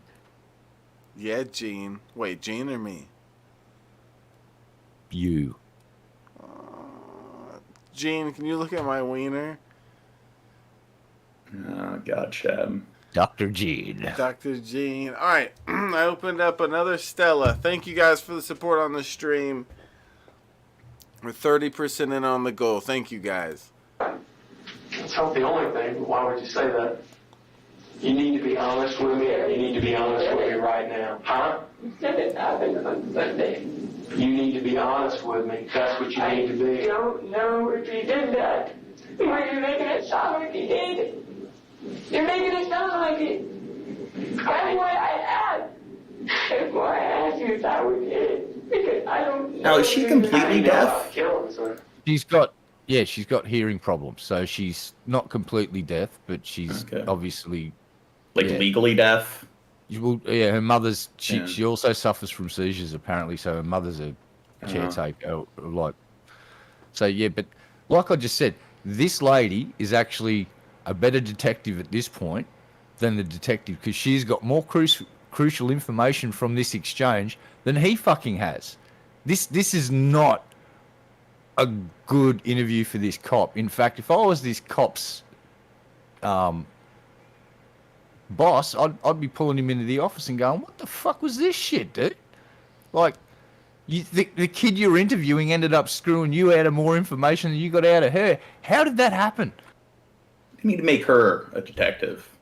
Fire him, bring her on the force. Well, yeah.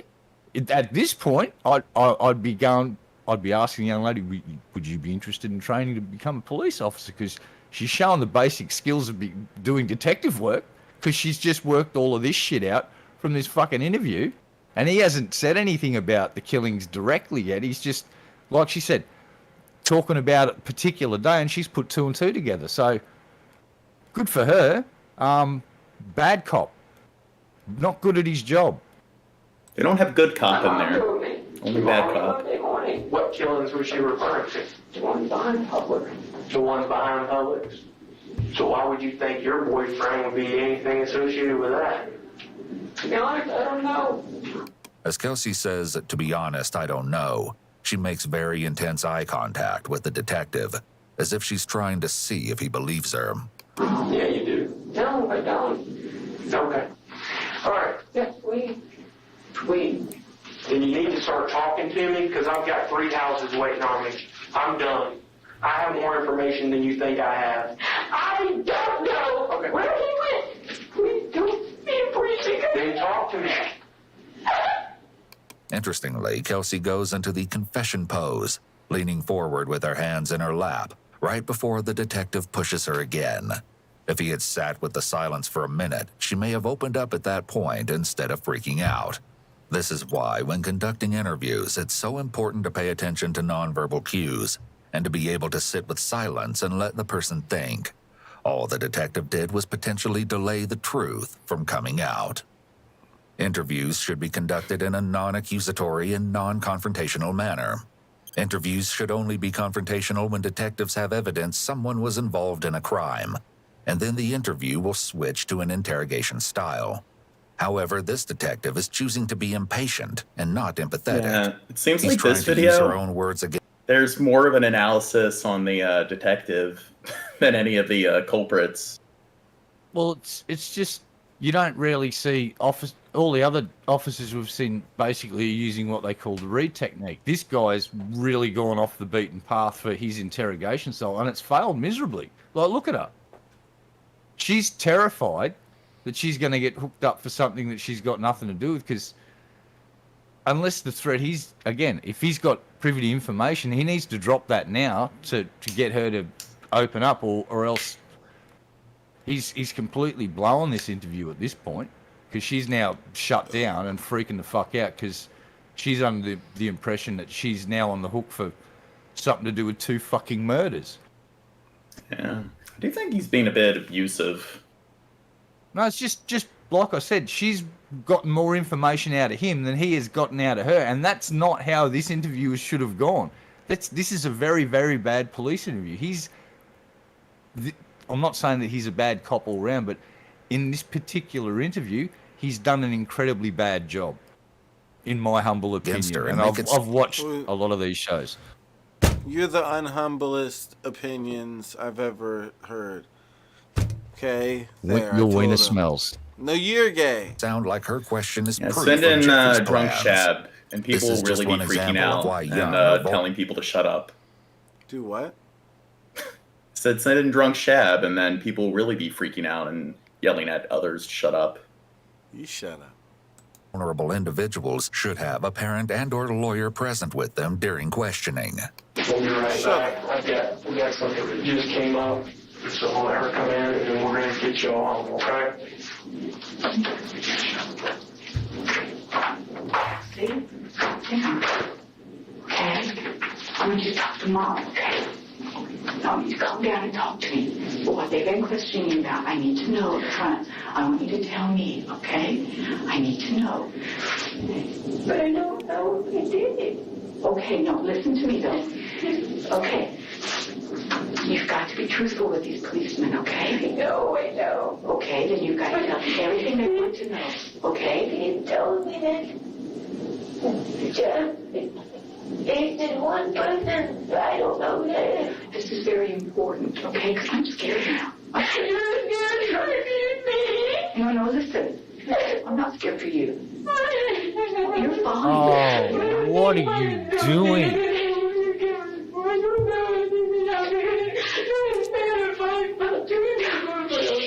Calm down. Kelsey, be calm. Okay? And you told the truth about everything. Because they feel like you're not telling the truth about it. I don't know. When the detective comes back into the room, Kelsey tells him what she can about Jeffrey's recent violent behavior. He felt one coming on. One. I got him coming on, and I stayed with him for 2 hours. He got in trouble with it. And he had a knife. And he gave me his knife because he felt like he was going to hurt someone. This is, of course, an obvious red flag that Jeffrey was dangerous. Sadly, Kelsey thought she was taking care of Jeffrey by just taking the knife away. But in truth, he would have needed hospitalized care to stop his violence and aggression from escalating even further.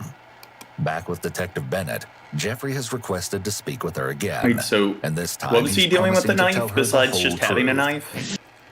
She said that there was episodes where he grabbed a knife and said he wanted to hurt people. So and she took the knife away from him and stuff. I'd also like to point out, like Agent said, like that mother should have definitely not done that. She's working for the cops at that point.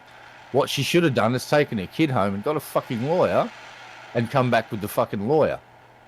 Instead of sitting there in front of the recording device, letting the police record their private, what the kid might have thought was a private conversation. There's a whole bunch of legal grey areas. If I was a solicitor for that fucking dude right there, I'd be picking at all these fucking threads, because you only need to make the judge go, right, well, they broke protocol there, and if it's a serious enough breach, they'll throw the fucking case out. Now, they'll retry it, obviously, or they may have double jeopardy where they can't try him for the same crime again. I'm not sure in what state. But this is a really strange one. I've seen the cops are doing, like, this lady cop, she did the read technique, and she's gotten this guy to open up. The other cop did the opposite, and he's freaked the kid out. Now the mum's come in and doubled down on the freak out. It's like, wow. There's like I said, no solicitor to be seen, and they're kind of coercing this girl that's got some disabilities. So this is a big. This is like, Yeah, but if a crazy person, if you know them and they're talking about doing violent things with a knife, probably shouldn't just take the knife away from them. Probably tell some other people. What decisions that led up to this do you think are the bad ones that you made? I wanted to do was protect her. Protect who? Kelsey? Protect her. Okay. Tell me about how you were protecting Kelsey.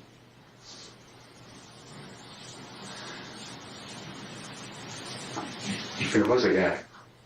Another guy. Okay. But he made me drive him around. Okay. And the high school, he made me drive past, and around. Past where? What? The Roswell High School Okay. has the entrance, and he told me that the girl was parked in that area. And he made me drive past her car. And then, when I got to the exit, he got out I was like, where are you going? It's like, none of your business. So he told me to drive there, then walk to the back. Okay. So I parked. And then a little while later, her car comes through with his car. Okay. And then I go back there. Okay. So where did you first? Okay. He made me show him my driver's license. Mm-hmm. And he threatened me. And threatened my family, which was Kelsey. Mm-hmm. As he hinted towards in his last interview, Jeffrey reveals that there was another man with him at the time of the murders. With Jeffrey giving more information about Matt and the night of the murders, maybe the detectives will finally be able to piece together a motive. So where did you first encounter this guy? Where did you first see him or meet him or? It was a while back. Okay. What? We were friends or something of the sort. Okay. I smoked a little marijuana with him a couple of times. Okay. And did you guys meet at a party or at work or? Do you think he's How crazy? did you end up meeting? It was. I think he's just cold. I think he's just a little cold, and that's why he's doing that. You like that? Yeah, he's just cold, Gene. Wow. He just Do needs you a think blanket. he's putting? Do you think he's putting on a show to try to help with his? No, I insanity thing? think that the acting, if he did this for a couple of minutes, maybe, but it's too consistent. It's too consistent and too good, I think, for it to be not true. He really does have some crazy mental thing going on. And Do you think if he did commit a murder and he's like got a severe psychiatric issue that causes psychosis, do you think maybe I think he didn't understand what he was doing, but what Yeah. exactly? Well, hey, there are never any excuses. Went down in his brain, he was actually doing something good. He thought that he was doing something good, being some hero or something like that. Maybe. Who knows? Agent says fake, though. Agent calls fake. Was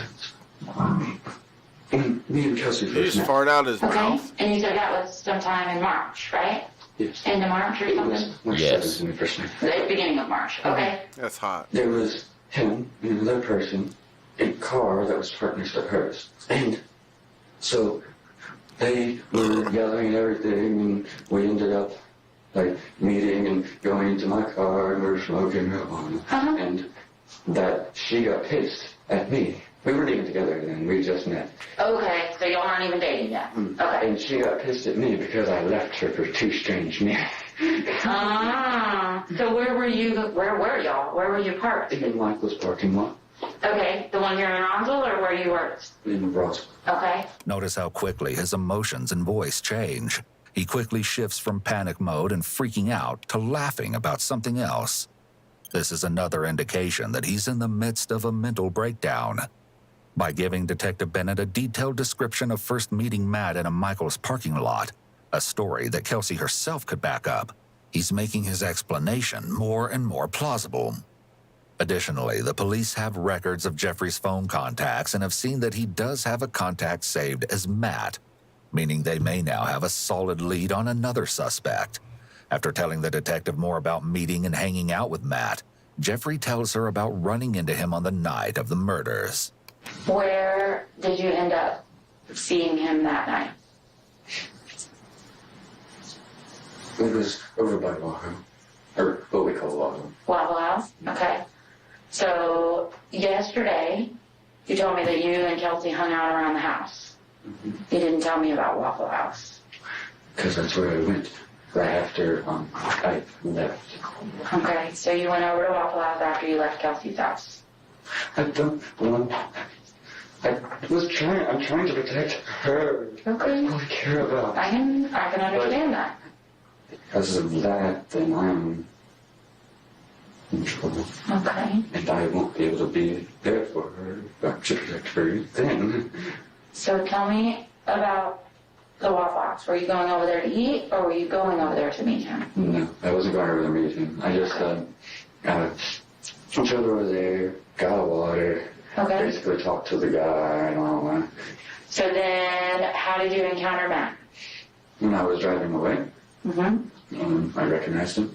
It's like, hey, how's it going? And The entrance, I'm sorry. the entrance, I just want to make sure I'm understanding the entrance to the shopping center, like The from the center. main road? the center, yes. Okay. Jeffrey is describing meeting Matt in a very public area. It's possible that Detective Bennett is trying to get details on Matt's specific location so that she can pull up security tapes from surrounding businesses and double-check Jeffrey's story.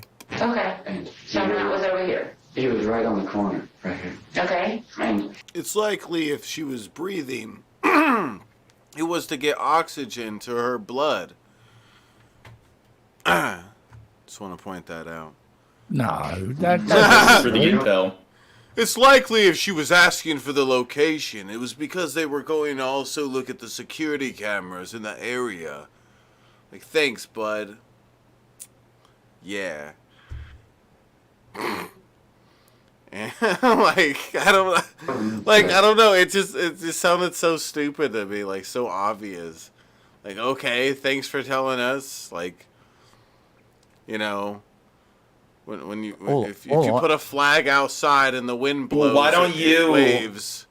Thanks. Do you think you could do better when it comes to like your little interrogation commentary? Not necessarily, but I gotta fucking say, like, this. Sometimes he says some stuff where it's just like, okay, thanks for telling us the obvious or something. It's like, stop over there. And he's like, hey, nothing much, can I get a ride? And I'm like, okay, sure. Okay. And then he, I thought he was a nice guy, you know? Uh-huh. Never really know. yeah, Bishop. So where did you guys go after you picked him up? He told me that he and this girl were, that he really liked, and really loved down this girl. Which I understand. I love Kelsey. We were driving to, down this way. Towards Roswell. Yes. Back this way? And he said, oh, I'm really loving this girl. She's lovely. I gotta go meet her tonight. And yes, see my driver's license. I'm like, why? Why? And I'm like, I just want to see him. Think of his orange striped jumpsuit. So I showed him, and he says, I think it's neat. It's like, where's Waldo or some shit going on, man? Well, Waldo is red and white. Shit, God. Yeah, but this Get is it right. crazy Waldo. Find crazy Waldo. I think Waldo's already kind of crazy. No, he looks like a dork that wouldn't be crazy at all. Like I love reading books and doing dorky stuff like Gene. Like, So isn't the point of the books is that you gotta find Waldo, so he's like it's for like the dumb kids in school, they can't read. It's like one of those find Waldo. For the dumb kids in the school That can't read. Is that what it's for? I didn't realize. Well, That's why I like this so much. Yeah, because you don't read it all. It's just you're supposed to look for where Waldo is when there's this giant image of background noise. That's why I love that book so much. Oh my God, Chef. It's for my people. Guys, yeah, when the teachers would have like the kids do reading time, the kids that were too slow to read Dr. Seuss, that's what those kids would read. I just want to poke a hole in this kid's story too. So now he's trying to say someone else is there. So how did he know that Matt was going to force him to do something tonight? Because he'd already stolen the grandfather's handgun before he went out, right? Unless he goes home to grab it, I could be wrong. He might have to drive home now to steal the grandfather's handgun because this guy's threatening him. But then I would counter, all right, now he's got a fucking gun. How is this dude forcing him to do anything? Because he's got a fucking pistol. So how's this guy being forced or coerced to do anything just because this guy has his fucking name off a driver's license? His story is not adding up. So, yeah. Crazy people tend to tell stories that don't add up for some reason. No. Where's that Shabisky guy? God. It's like... God, isn't he a flaky host? I love it when he does it on my streams, where I don't have control of the OBS, and he just walks off. It's just amazing. This is like, I'd like to apologise to the viewers at this point in time. We're trying to find a replacement for Shabisky, so if you want to audition for the spot of Shabisky, just write to us at www.gimeshab.shab.ishahorriblehost.com. Shab, we're discussing how you're too flaky of a host, where you get up too often and leave the camera. Don't defend him, and how Sunfire. it's annoying when you do it on my streams, when you get up and leave, when you're the one operating OBS. I don't know what you're talking about. All right, so back to the video. I had her name. Okay. Okay. What do you mean? You have my name. Right. He's like, you're gonna do what I say, and that's like, now that's all. Come on. Okay. And he starts into my family, and I realize that me has my name, my stuff. Then now he has Kelsey's, has hers. Now he has her family's, her parents, her brothers, sisters, all that. I'm like, okay, don't do anything to them. Just what do you want me to do? Like, just drive to Roswell High School, drive around. There's this girl that I'm supposed to be meeting. So he drives. Shut up, we drive. Gene. The car's there. You shut up. The girl's car. Okay. And he says, well, doesn't look like she's in there, so just let me out on the corner. And then park over at the Publix. Okay. So I did. And I don't know where he went. Okay. He told me that I was going to do whatever he told me to do. Because hurt my family. Okay. And what else did he tell you to do?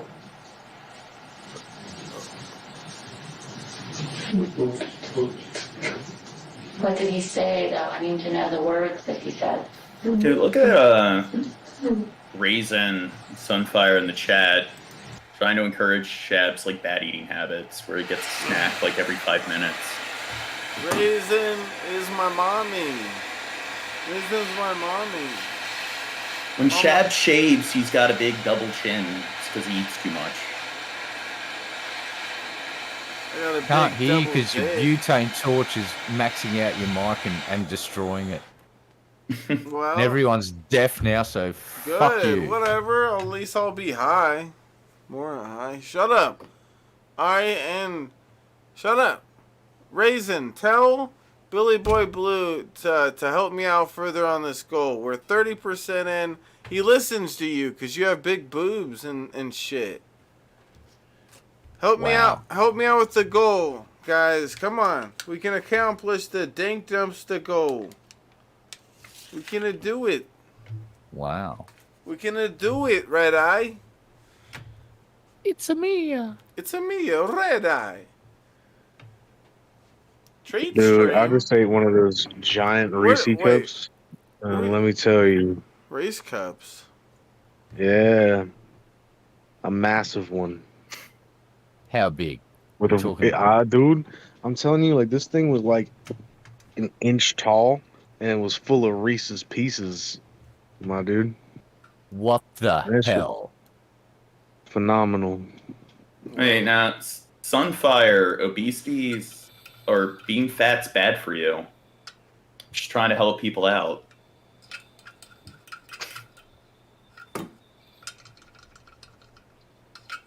We got an obesity epidemic in America. We need less fat people. We need to cut the fat. Now, you should all huddle around fat people during winter to keep warm. like penguins. Just yeah, dude, like penguins do. Yeah, but fat people are usually really oily and stuff. Billy Boy Gross. Blue, why do you say treat stream? Did you come through with a treat stream or something?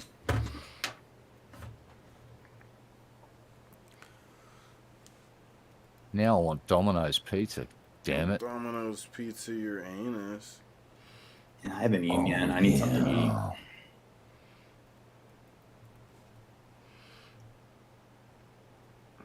Yeah, I might order. I'm ordering a pizza. Screw you guys. It's 1:20 where I am. Let me see what's available on Uber Eats.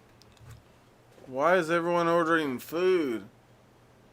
Because you are encouraging bad eating habits. You're making everyone else hungry with your constant fucking binging. What is happening? You're really munchy snacking. Shut up, we're trying to watch you. Hmm? I know. I know. He was threatening everyone. Are you saying you want to do a treat stream for me, Billy Boy Blue? That's what he's trying to say. Because he loves me. Well, it's too late anyways for any of the treat streams, it says. It's too late. Do you remember the words that he said? Can you tell me the words that he said to you? He says, I got to die. And he's talking about the girl from the car? Okay. He said, if you don't do it, I'll shoot her. She left down and hunt everybody down. Okay. I didn't want him to come after my wife. You should have seen his eyes. Okay. With this, the police have at least a tentative motive for Jeffrey. While Jeffrey may not have known either of the victims, Matt was supposedly having some sort of lover's quarrel with Natalie Henderson. As some of the answers begin to fall into place for the detectives, there are still plenty of questions about the murders they still need answered. Where did the gun come from? Your grandpa's gun. At long last, Jeffrey admits that the gas station story was a lie, and he did in fact steal the gun from his grandfather. Jeffrey admitting to this shows Detective Bennett that he genuinely wants to tell her the truth this time around. Finally, Jeffrey gives Detective Bennett details on how he killed his victims. And so he said, go now. Basically, go and get him. Mm-hmm. And you went over and you said you opened the door. Which door? Yeah. Which door did you open? The left side. The left side door. So, like right behind the driver's seat. Okay. Who got out of the car first? He did. He did. What did you say to them when you opened the door? I basically said, get out right now. Okay. And he got out. They hesitated, and he was getting impatient, I could tell. Yeah. And so... Was he still yelling? Yes, he yelled the whole time. Okay. He kept on mentioning my wife, my family, my wife. Uh-huh. And So... Come on, hurry up, or your family's gonna get it soon. Uh-huh. Okay. So you told him to get out, and the guy gets out. And then what? Did you have the gun out of your pocket at that point? Okay. So while he's yelling, and you have the boy out, what does the girl do? She's coming out. She's coming out too? Does she come out the same door? So they both come out the same way? I was just going to, hit them a couple times, see if that would help. Yeah. But, he told me to kill them. That would satisfy him. Yes, maybe if I hit the guy once, then maybe that would help. Okay, did you hit him? Yes. Okay, what did you hit him with? With my fix with the gun. With the gun? Hopefully that be enough? Yeah. Is that enough? No, it's not enough. Okay, where did you hit him with the gun?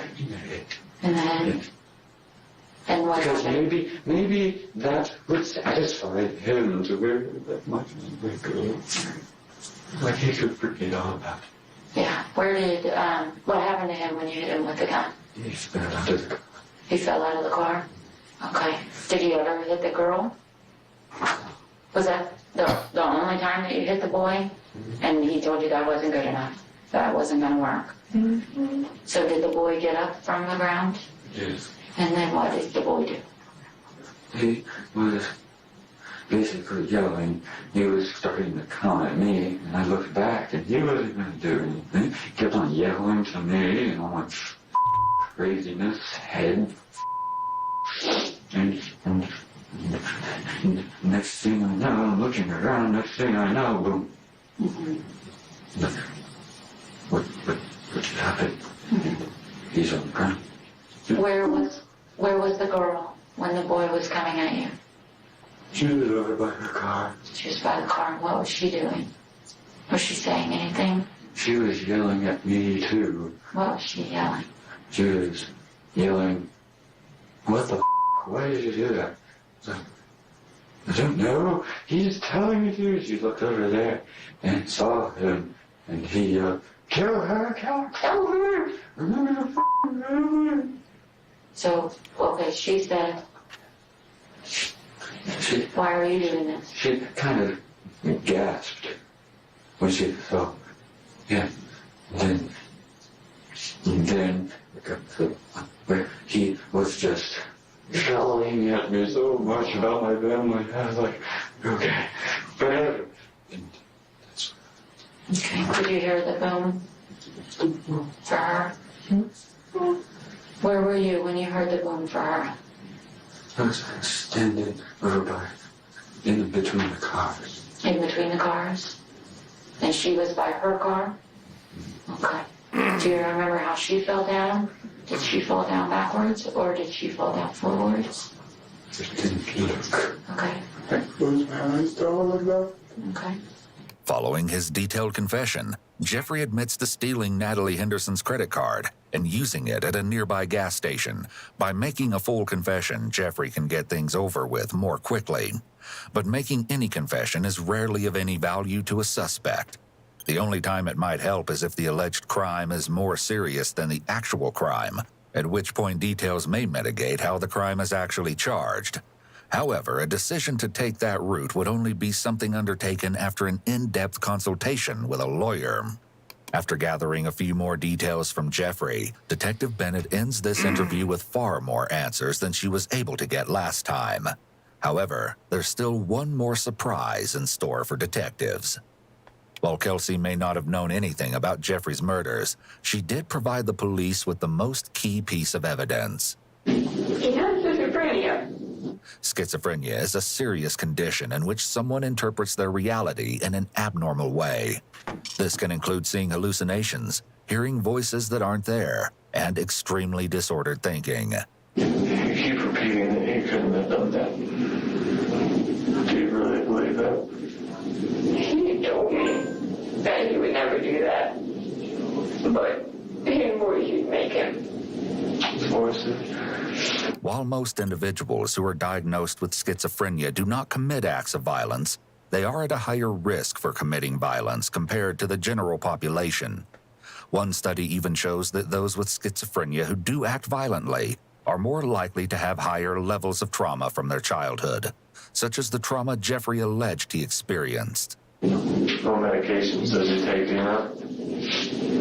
He's not on medication right now. No, is he supposed to be? Yes. When a person with a serious and persistent illness such as schizophrenia stops taking their medication, the consequences can be serious or even fatal. According to his doctor, Jeffrey would experience extreme hallucinations and paranoia while not on his medication.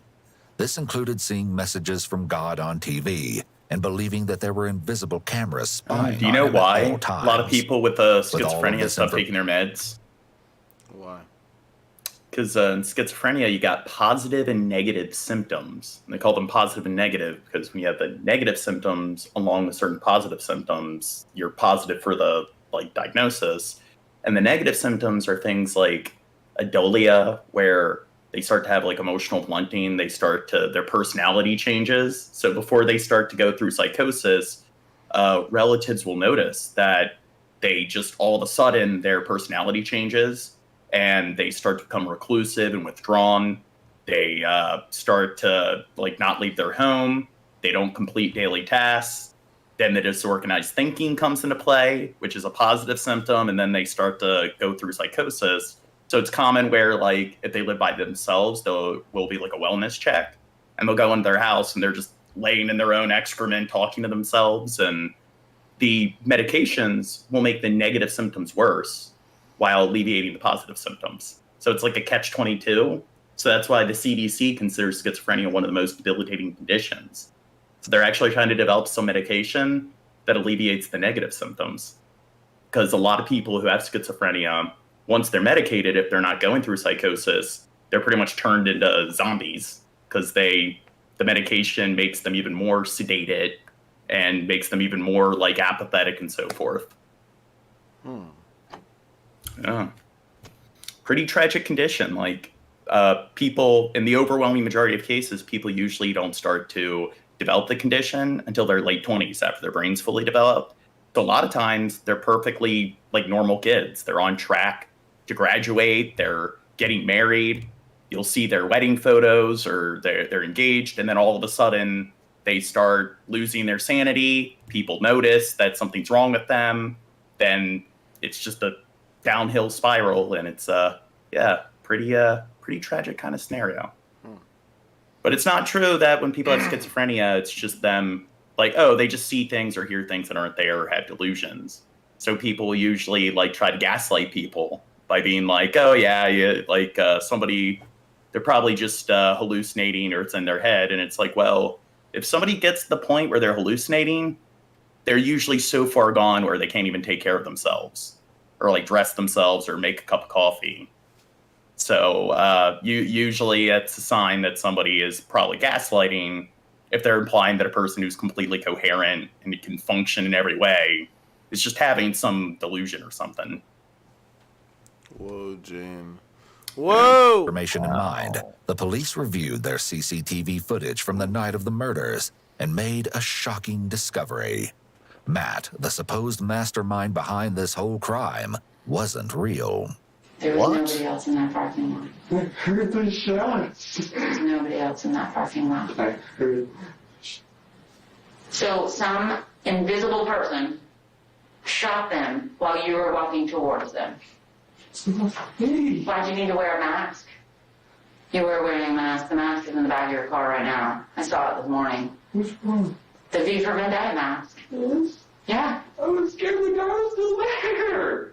Did you think the mask was not going to have him kill you? If there's some crazy person back there with a gun, you thought you could put a little plastic Halloween mask on your face and you'd be okay?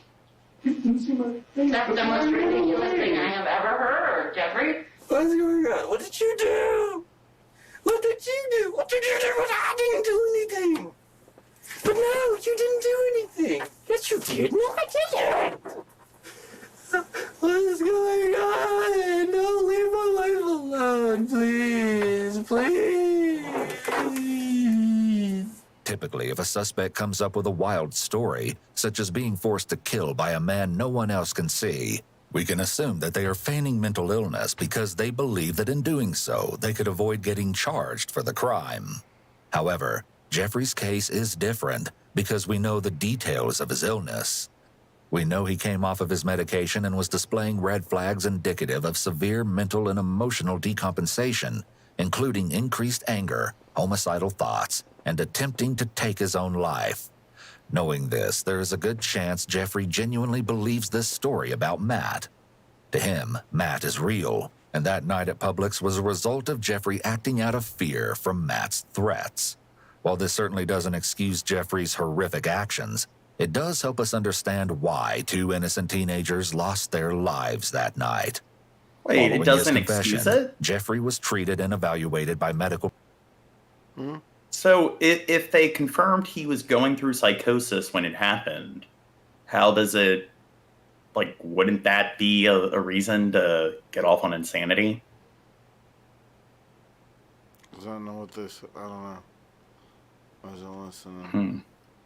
Wow, good job, Sean.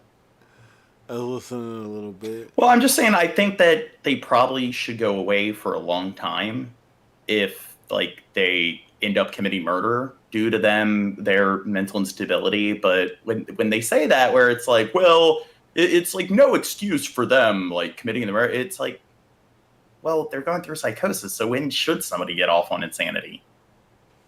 I can understand if somebody's going through psychosis because they're on drugs or something, but if they have some kind of psychiatric disorder and they're hearing demons and stuff and they kill somebody because the demons are telling them, I mean, I think maybe at that point, like, we should probably, I don't know, give some accommodations. Yeah. Professionals until he was fit enough to stand trial. He then entered into a guilty but mentally ill plea, and on May 17th, 2017, he was given a life sentence without the possibility of parole. There hasn't been much information on Jeffrey since his incarceration. However, on August 11th, 2017, he was somehow able to post a selfie to his Instagram account from prison. The photo was taken down soon after authorities were notified about its posting, and no information was ever released about how or why Jeffrey posted the image. What do you think about that when people are like, oh, like, it doesn't excuse their bad actions. It's just, can you go into detail about that? That's like saying, it's just making an assertion, like 2 + 2 = 5. It's like, just because you say it doesn't make it true. That. They're just saying that because they don't want to get anybody mad. Like, but people say it all the time with those who are, like, mentally ill. It's like, well, mental illness is not an excuse for bad behavior. It's like, so if somebody has Tourette's and they have tics, or the tics bad behavior, like, it's not an excuse for bad behavior. Yeah. It's just... Hi, I'm a guy that's been on a pension for mental illness for 20 years, and I'm crazy as shit. And I'll tell you right now, I should be on lithium. I politely declined to take the lithium because of the requirements of the monthly blood test to monitor this shit, because heavy metals kill. That's on me. So if I lose my shit and go postal, I should have the book thrown at me, because I'm the one who declined the medication because of you're reasons. You're a prick. I hate you. Also, no, but like, it shouldn't be used as a end all be all. Field, as it's right. You've committed crimes. Yeah, you're mentally ill. You go and get treated. You get kept in a secure facility, and once you're better, off you go to serve some time. You committed a crime just because you're mentally ill. It shouldn't be all right, because there's like many cases where people shouldn't have been let out, and there's actually a fair amount of cases where people have bullshitted their way through, got out and gone and kill again. Well, it's not just like crimes. Like, people will, like you mentioned, like, you're on a pension and stuff, and like, if somebody has bipolar disorder and they have a difficult time functioning and, like, working, like, some people will be like, well, they just need to pull themselves up by the bootstraps. Or like, when you have homeless people who are, like, schizophrenic, like, people are like, well, it's no excuse for them not being able to function just as well as all their peers, and to just turn it off like a light switch. And I just think, like, in America, we have this attitude of, like, hey, if somebody has any setbacks or limitations that come from a condition, well, that's no excuse, and they need to function as if the condition doesn't exist at all. They just don't understand. That's all. They've never experienced prolonged fucking depression or the roller coaster ride that is bipolar disorder. It's like, half of it's great fun, dude. That's part of the reason why I said no, because I was medicated for years on Zyprexa. But that shit fucking has some pretty... It's got some downsides, we'll just say. You become a completely different person. It will alter your fucking personality in ways that may not be optimal. I've tried other drugs that completely fix the bipolar disorder, but as soon as I got in a moving vehicle, I could projectile vomit with pretty good accuracy, because it gave me motion sickness because it was fucking with my middle ear. And as soon as I didn't tell the doctor for 6 weeks, and apparently it was causing some serious issues that they had to remove me from that medication. But people don't understand. They might not have ever suffered from a prolonged depressive episode, and I get that. I totally get that. That's just part of life. But yeah, for mentally ill people, there's an old TV show called Quincy, and it has an episode dealing with this issue. And right at the end, the character that plays Quincy explains, and it's kind of like my stance. It's like make people better, but also got to have some responsibility for your actions. Even you can't use mental illness as a get out of jail free card, which is what it's used for. Yeah, well, like I have like OCD, and when I was a kid, like I dealt with a lot of adults who are very abusive and intolerant, and it's like, hey, a 7-year-old with OCD is supposed to just function as if they don't have OCD at all. A 7-year-old kid is supposed to, with their 7-year-old brain, just snap their fingers and function as if the condition doesn't exist. Yeah. Well, on the flip side, there's a case of what she's got. There's this thing called neural linguistic programming, and the guy that created it tells us how he was at a hospital, and there's some people in there that have got they're deluded, and they think they're Jesus, and no matter what the doctors did, couldn't convince them otherwise. So this dude went, "Can I have a shot at some of these people?" And the doctors went, "Oh, all right." So what he did is he dressed some dudes up in Roman centurion garb and started to construct some crucifixes outside of their windows so they could see them. And the dudes went, "What are you doing? I'm Jesus." And within 5 minutes, not Jesus anymore. As soon as they, no, I'm not Jesus. It's like, we're going to crucify you. You're Jesus. And played along into their so-called delusion. And within fucking minutes, they would break character rather quickly, because they would sell the facts like, oh no, well, you know, if you're Jesus, you must be sacrificed for the good of humanity. It's in the Bible. This is how this works. We've got some Roman centurion soldiers, blah blah blah. But Skippy J, when you say mental illness is a explanation, not an excuse, it's like it can be an excuse, and it's not just with like mental illness. Like when people make that argument, like making excuses, it's like sometimes excuses are valid. Like a person's car breaking down and not being able to get to work, you know what? Maybe that's a valid excuse. Yeah, but you cared, you'd get there, John. Knowing that you're mentally ill and you have a problem and you stop taking your medication as a conscious decision, and then you go down the shitter and end some people's lives, that you should pay a penalty for that. I think Gene is a psychopath, and that's why he's standing up for this. Okay, I'm starting the timer. We're doing a 5-minute timer until the stream ends. Please come through with last-minute tips. We're ending in 5 minutes. Well, I guess like with OCD, it doesn't like really put you at risk of engaging in any violent behavior. So like I'll do that where I'll go on and off the medication, because it does have that catch-22 effect, like Red Eye was talking about. Like the effects I would take for OCD, and the symptoms are so fucking annoying. It's like you constantly have to like fucking pee, so you're waking up 3-4 times a night to go to the restroom, and then it screws with your sleep, and then it causes like makes your jaw like all tense and stuff. So like one of the reasons why you're peeing constantly or whatever is because of lack of sodium. So you're not it depletes the sodium from like your bloodstream and stuff. So then your muscles get all tense and you get jaw tension, and then that like can cause headaches. And then it also causes issues with like thought blocking, where you like forget what you're saying mid-sentence. So then you go off it, but then you start dealing with the obsessions and spending all day obsessing over stuff. So it's it's fucking annoying. But I guess I can kind of pity people to some extent when they like go off the medication, because like anyone that deals with something, you probably know that those psych drugs are like a catch-22. You're a catch.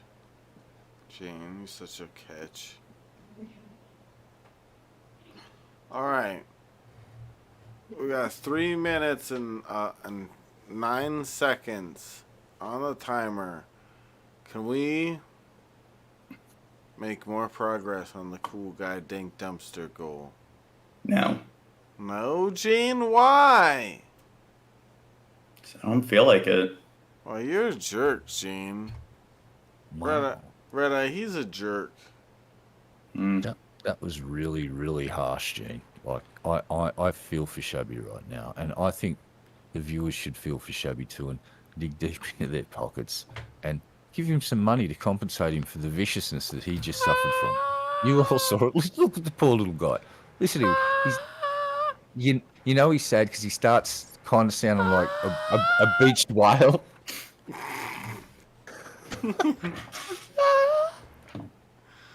Maybe we should do another movie night tonight.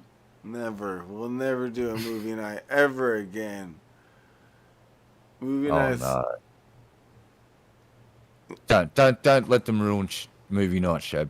You can recover from this vicious attack that Gene just conducted upon you all, that we witnessed, that you should be compensated for with cash money. We're talking $350 donations. Let the train dono train the $350s. Come on now. Gene needs to help us with the goal. You're right. Red Eye. Red Eye's so smart. He's the smartest dumb Australian I've We'll pick a movie to lift Shab's spirits.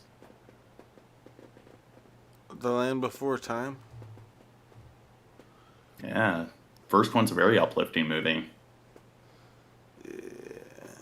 Have you ever seen... Dude, Razor Girl's got such bad taste in movies. Same thing with Skippy J. Don't Be a Menace is one of those, like, Wayans Brothers films. Yes, that's the whole idea. It's really, really dumb. It's kind of like Naked Gun. It's like all those Happy Madison movies. It's just the Wayans Brothers. They do like White Chicks and like what else did they did all those scary movie films, date movie. 50 seconds left on the timer, and we haven't made any progress on the goal. Jack is so angry. Calm down. Raisin Girl had us watch that like Weird Science film, and then she likes that other tits on it. Weird Science has Kelly LeBrock, one of the finest examples of humanity will ever see. That woman was incredibly. I thought she was incredibly beautiful, but I grew up in the 80s where, you know, trends, there were certain trends that I won't even admit to existing, but Kelly LeBrock was hot. And then Steven Seagal 10 did 9, bad things. 8, 7, 6, 5, 4, 3, 3, 2, 1. 2, 1. 2, 3, 4. We're never 3, doing anything ever 1, again. 6, ever 9. We're never even gonna live. Can't believe we weren't able to hit the goal. Wait, didn't Raisin want to watch like Little Monsters the other day? I don't know what Little Monsters is.